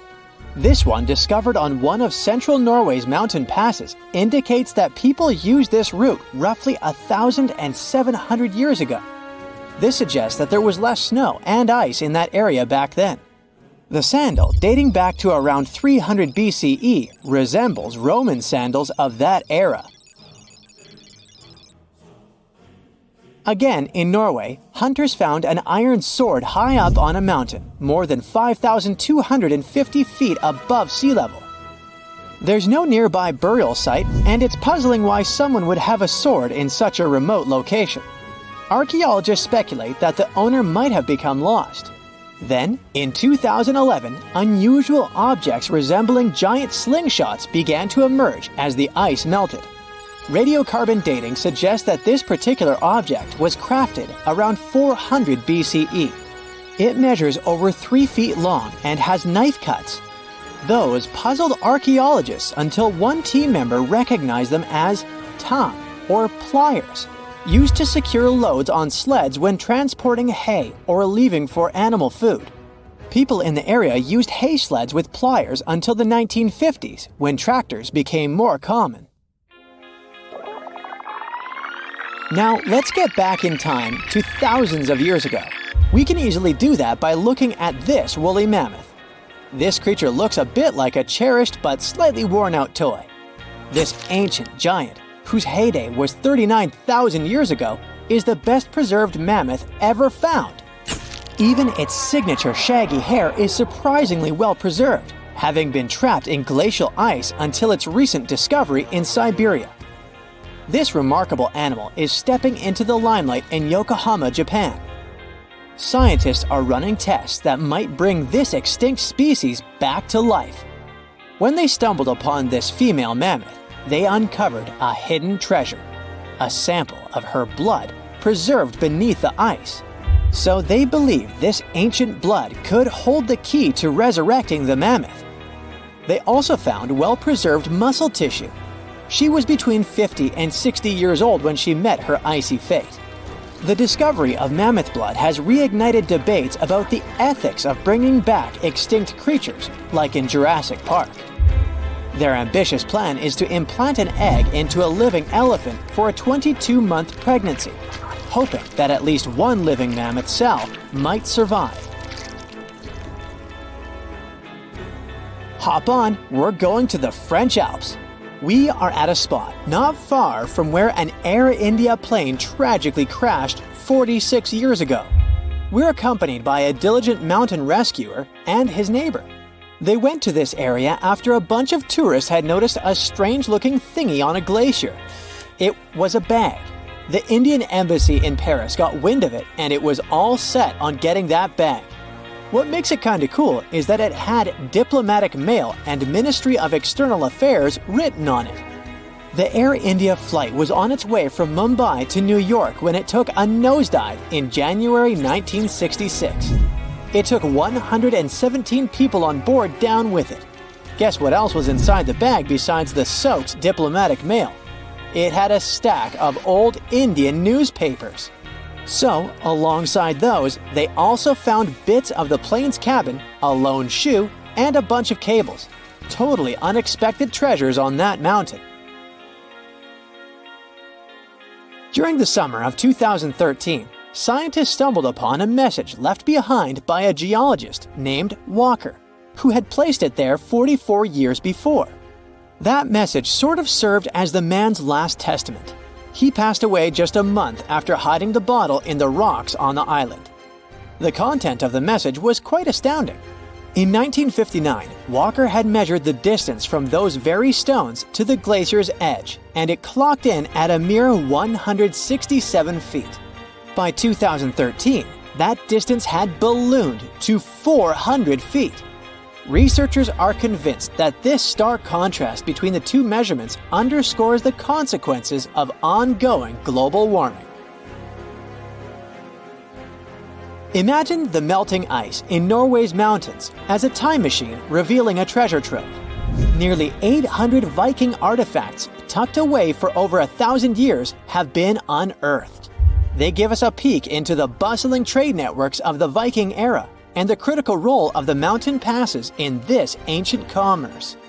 Among the finds are leather shoes, cozy woolen mittens, stylish tunics, feathered arrowheads, horseshoes, walking sticks, and kitchen gadgets from the Viking chef's toolkit.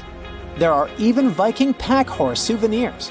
These artifacts provide us with insights into ancient travel habits and the peak times when those paths were bustling with activity, and give us a glimpse into the lives of adventurers. Experts found the oldest lakeside village ever discovered in Europe underneath the waters of Lake Ohrid in Albania. The lake itself is ancient too. It's said to be one of the oldest lakes in the world. Before this discovery, a village in the Italian Alps held the record. It was about 7,000 years old. But radiocarbon dating shows that the village under Lake Ohrid was built between 6000 and 5080 BCE, which means it's around 1,000 years older than any other village in Europe. Around 200 to 500 people lived in this village. It goes back to the time of the Neolithic period. In fact, these people were likely one of the first ever communities that decided to settle down. This discovery wouldn't be so interesting if it didn't have an enigma. Villagers made a wooden fortress of spikes all around their village to stay safe. But safe from what? Something mysterious. These locals went through all the trouble of building their homes on stilts over the lake and surrounding it with spikes for defense. Why did they make things so complex? That's what archaeologists are trying to figure out. Are there any other unusual settlements? Sure thing. For example, Göbekli Tepe. This place takes us back to the very beginning of permanent settlements. It also makes us question everything we thought we knew about how organized societies started. It seems like the fellas who lived there were into something pretty special, like rituals or hanging out together as a community. Around 11,000 years ago, ancient humans carved huge blocks of limestone and somehow managed to drag them to the other side of the mound. These blocks were like canvases painted with images of animals and people. They were placed in circles. Underneath these stones, you'll find the same massive pillars as the ones from the other side of the mound. Around 250 of these pillars hang out on the surface, and researchers also found around 60 of them during the dig. These are like messages from the past, telling us about people who once lived here and the stuff they were up to. These findings challenge traditional timelines and interpretations of early human society. While Göbekli Tepe has gained popularity among tourists, there's another site nearby, Karahan Tepe. It remains lesser known, but equally significant. Both sites challenge the belief that animal farming led to settled life. In fact, it appears people became sedentary first, and then they started animal domestication. They also question the traditional idea that organized societies followed the development of agriculture. These ancient sites suggest that organized communities existed before agriculture, possibly with cultic or communal rituals. These structures suggest complex, multi-purpose functions rather than just religious ones. People gathered in these places for discussion and storytelling, fostering a collective identity. These buildings might mark the beginnings of a cohesive community, showing the emergence of horizontal hierarchies and knowledge sharing. Let's move to the other side of the world. Mexico's 1,500-year-old unknown pyramids are worth talking about. These pyramids have stood strong for all these centuries, all thanks to a secret ingredient from the prickly pear cactus. With its help, indigenous builders crafted these ancient marvels. Gray volcanic rock pyramids rise like a mini mountain range. As we get closer, it becomes clear that skilled hands etched identical steps into the hard rock, forming a staircase of the largest pyramid.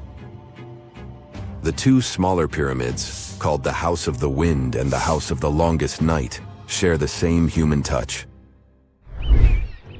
Legend has it that these structures hid treasures. But it wasn't until Mexican archaeologists started digging there in the early 2000s that the secrets began to unravel. The House of the 13 Heavens was built around 540 BCE to keep track of time. After all, it wasn't so easy for ancient people to keep track of dates in the days before clocks and calendars. Instead, they looked at the skies and celestial objects. Think of the pyramid as their own cosmic calendar. Its corners matched up with solstices and important dates for planting and harvesting. When you stand on the steps these days, the sun lines up perfectly with the corresponding corner. But these pyramids aren't just about telling time. Quiroz and Zapata, archaeologists on a mission, are trying to piece together the clues. They've recovered a few artifacts, and that's how they've learned that the ancient builders used the sticky substance from prickly pear cactus leaves to hold their creations together. This ancient technique is still used by some indigenous people today. One surprise after another. The House of the 13 Heavens reveals a skeleton older than the pyramid itself, nearly a millennium older. This means that people carried this body with them for 950 years. It's another mystery. The next stop is Duna de Bologna. It's a Spanish sand dune hiding Roman ruins. This sand pile is near the edge of Europe, reaching out toward North Africa. It's more than 98 feet tall and 656 feet wide. As the winds move and the dune shifts, it reveals pieces of history hidden deep within it. Climate change boosts those winds, moving the dune even more. As it migrates, it shows us traces of people who used to live here. Archaeologists have been busy digging around, and they found ancient tombs. Imagine exploring a sandy maze and stumbling upon these tombs filled with history. The sand has acted as a protector, preserving bones, jewelry, and arrowheads. But that's not all. Nearby, there's an archaeological site from the 2nd century BCE. That's when the Romans were hanging out here. They had a whole city down there, complete with baths, a theater, and a temple. And it was built on top of an older Phoenician settlement. An earthquake shook things up a long time ago, and people left the city. For centuries, it lay hidden under the sand. Modern historians and archaeologists are excited about what else this shifting landscape will reveal. Fingers crossed that this sandy time capsule stays safe and keeps sharing its stories with generations to come. In Peru, archaeologists are exploring the 3,000-year-old Condor's Passageway. A what? Okay, so archaeologists were digging around a place called Chavan de Huantar, where the Chavan people lived. This place is around 190 miles away from Lima, Peru's capital. So, the Chavan people were advanced artists. They loved drawing birds and wild cats in their paintings. And they went way back, even before the Inca Empire became a big deal. They were some of the first societies that settled down and started farming in Peru's highlands of the Andes Mountains. That's more than 2,000 years before the Incas showed up. Archaeologists found a secret passage in one of the temple buildings. They called it the Condor's Passageway. It was a hidden hallway that had been locked away for ages. Lara Croft would love it there. This passage leads to other rooms inside the temple. It gives us a peek into what life was like then. Inside this hidden hallway, the researchers found some neat stuff. Like a big piece of pottery weighing as much as a big bag of potatoes and decorated with a drawing of a condor's head and wings.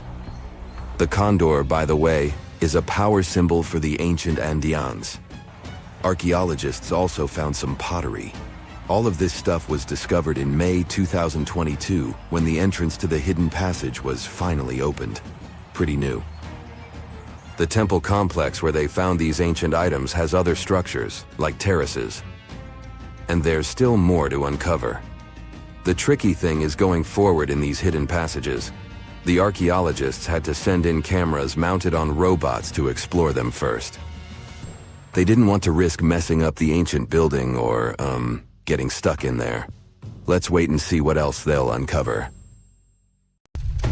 Hey there, curious history buffs. Have you heard the legend of the ancient race of giants of Nevada? Yes, I'm talking about actual giants that allegedly lived thousands of years ago. Now I know what you're thinking. Giants, really? Well, archaeological finds add fuel to this debate too. And here's where it gets interesting. Lovelock Cave was indeed used as a burial site, and some of the remains found there are much larger than average human bones. The cave is by the Humboldt Sink in western Nevada. It was once part of an enormous lake, which eventually dried up, leaving a number of smaller ones, including the Humboldt Sink. the cave became the home of the Srivijaya tribe. According to the legend, these red-haired giants were so big that they had to be buried in the cave itself. Indeed, later on, archaeologists discovered 8 to 10 foot tall skeletons. This legend started to unfold when a mining engineer named John T. Reed talked to the locals in 1886. Once Reed saw the cave, he knew he was onto something. The news spread soon, but the cave was attracting another type of attention too. The deposits of a fertilizer known as guano were discovered inside the cave. So a mining company began excavating the precious resource in 1911 and soon shipped more than 250 tons of the fertilizer to San Francisco. Unfortunately, some of the human remains and artifacts were neglected and lost in the mining process. This led to an official excavation in 1912 and 1924. After the top layer of guano had been mined, strange objects started to surface. Around the area, the earliest evidence of human habitation dates back about 4,000 years. The Lovelock culture lasted for some 3,000 years, and they left us with 10,000 stunning artifacts. The pits in the cave were like a series of time capsules hidden at different depths. Archaeologists determined the age of each pit by its depth. It turns out that many different groups used the cave for storage over a really long time, and the things they stored there give us a really cool glimpse into their cultures.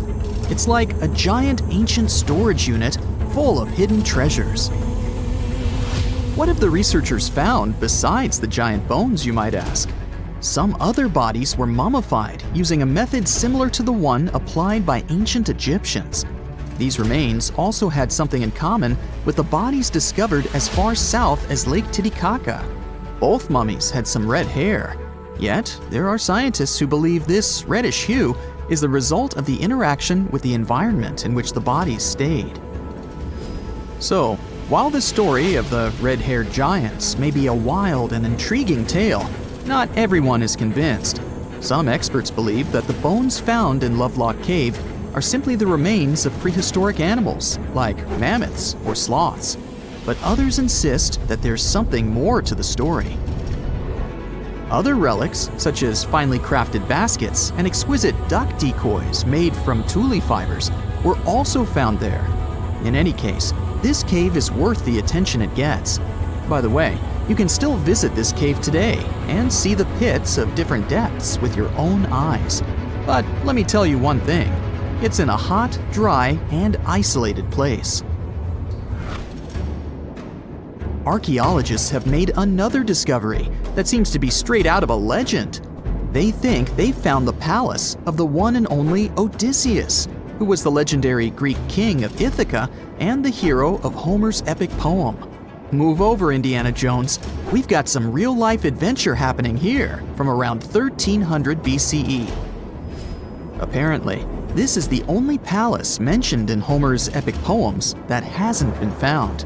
The excavations have been made on the Ionian Islands, and the view from the ruins found on the island of Ithaca are exactly as described in the Odyssey, says the professor who led the excavation team. Known to the ancient Romans as Ulysses, the Greek hero took 10 years to return home to Ithaca after the fall of Troy. For many years, Homer's other epic, called the Iliad, which tells the story of the protracted siege of Troy by the Greeks, was regarded as a myth too. But then, in the 1870s, Troy was rediscovered in modern-day Turkey's Çanakkale city.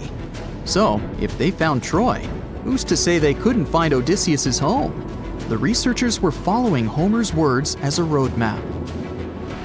The excavation site has a building complex with 2 levels. It has important finds, such as storerooms and workshops, a complicated drainage system, and fragments of pottery. It also has a well from the 8th century BCE, which is around the time when Odysseus is believed to have been the king. Yet, not everyone is convinced that the team has actually discovered the home of Odysseus. A British researcher named Robert Biddlestone insists that Homer's description of ancient Ithaca isn't very similar to the island that now has its name, and that Odysseus's kingdom was actually on the Isle of Cephalonia. However, Italian archaeologist Adriano La Regina might have a more realistic approach to this debate.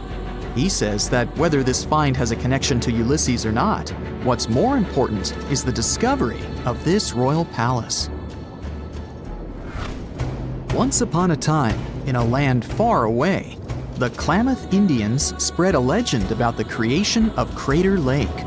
Okay, maybe this land is not that far away, and it still exists. You can find it in south-central Oregon, in the western United States. Anyway, the legend has it that this lake was formed in a vicious battle between two volcanoes, Mount Mazama and Mount Shasta.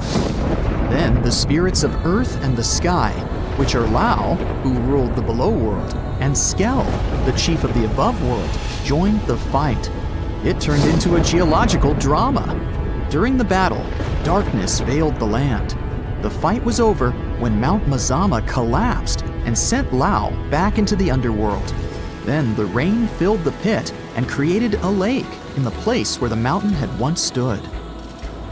Flash forward to our time. Scientists have discovered that Mount Mazama did erupt 7,700 years ago. Artifacts found in the area prove that the legend indeed contains some details about the explosion. The tale says that red-hot rocks were flying through the sky. This happened during the volcanic eruption that caused the mountain to collapse. This created the volcanic caldera, which later on got filled with water.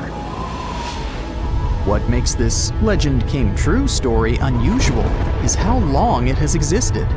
According to researchers, these types of verbal stories lose their credibility within 600 to 700 years.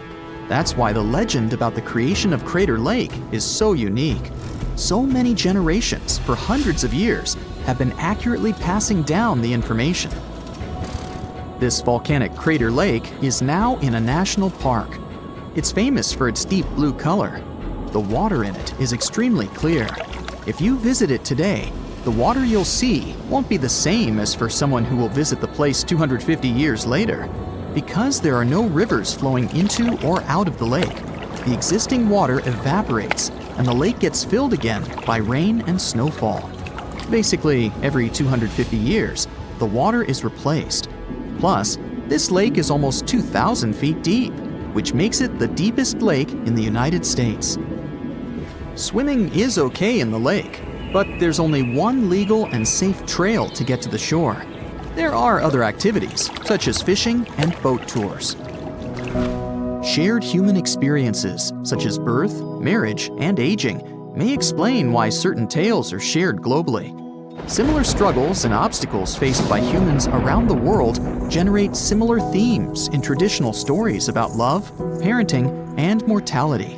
So, do you have legends or tales you've heard of from your grandparents? Who knows? Maybe your ancestors too witnessed a cool historical event.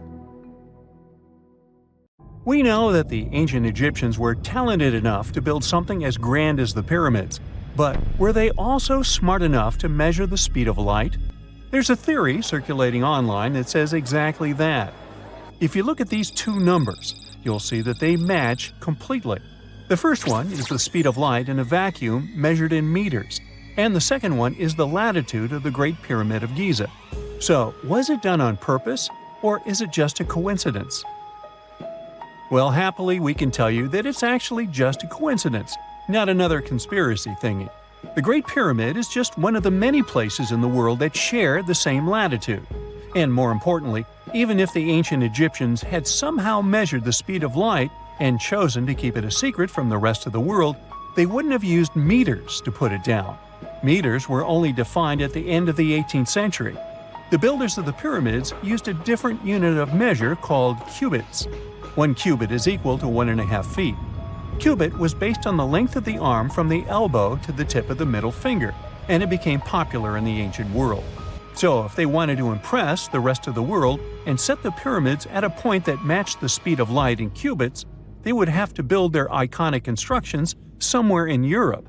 And then the Danish astronomer who first measured the speed of light in 1676 would have been really upset to know that someone had done it centuries before him.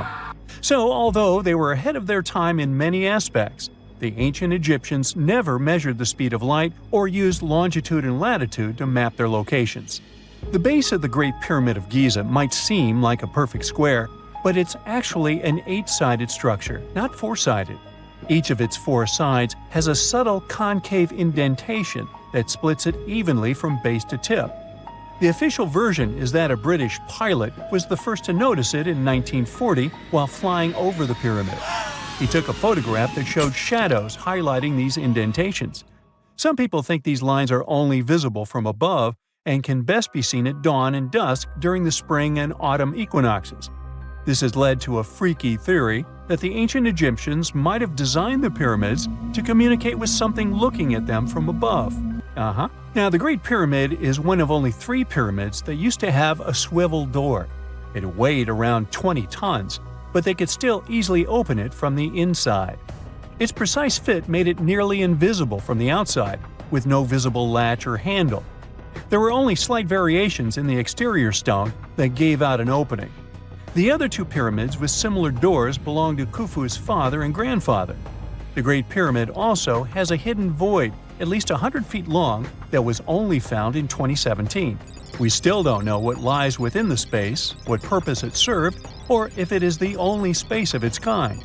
Researchers used the same tech to see through cathedral walls, Mayan pyramids, and even volcanoes.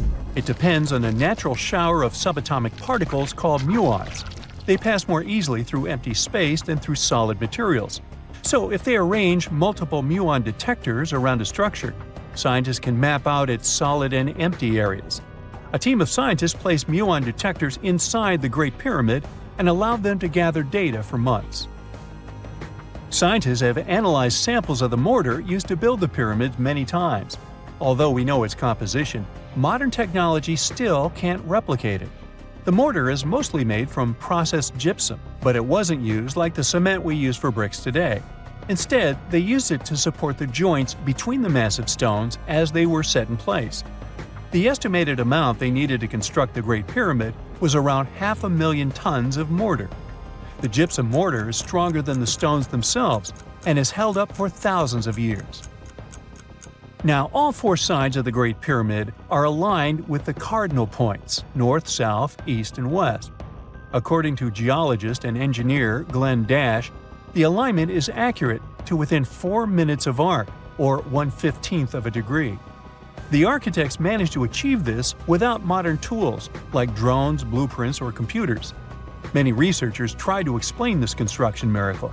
Maybe they used the pole star or the sun's shadow. Dash recently proposed a new, simpler idea. The Egyptians might have used the autumnal equinox to align the pyramids. It happens twice a year when the Earth's equator passes through the center of the sun's disk, making day and night nearly equal in length.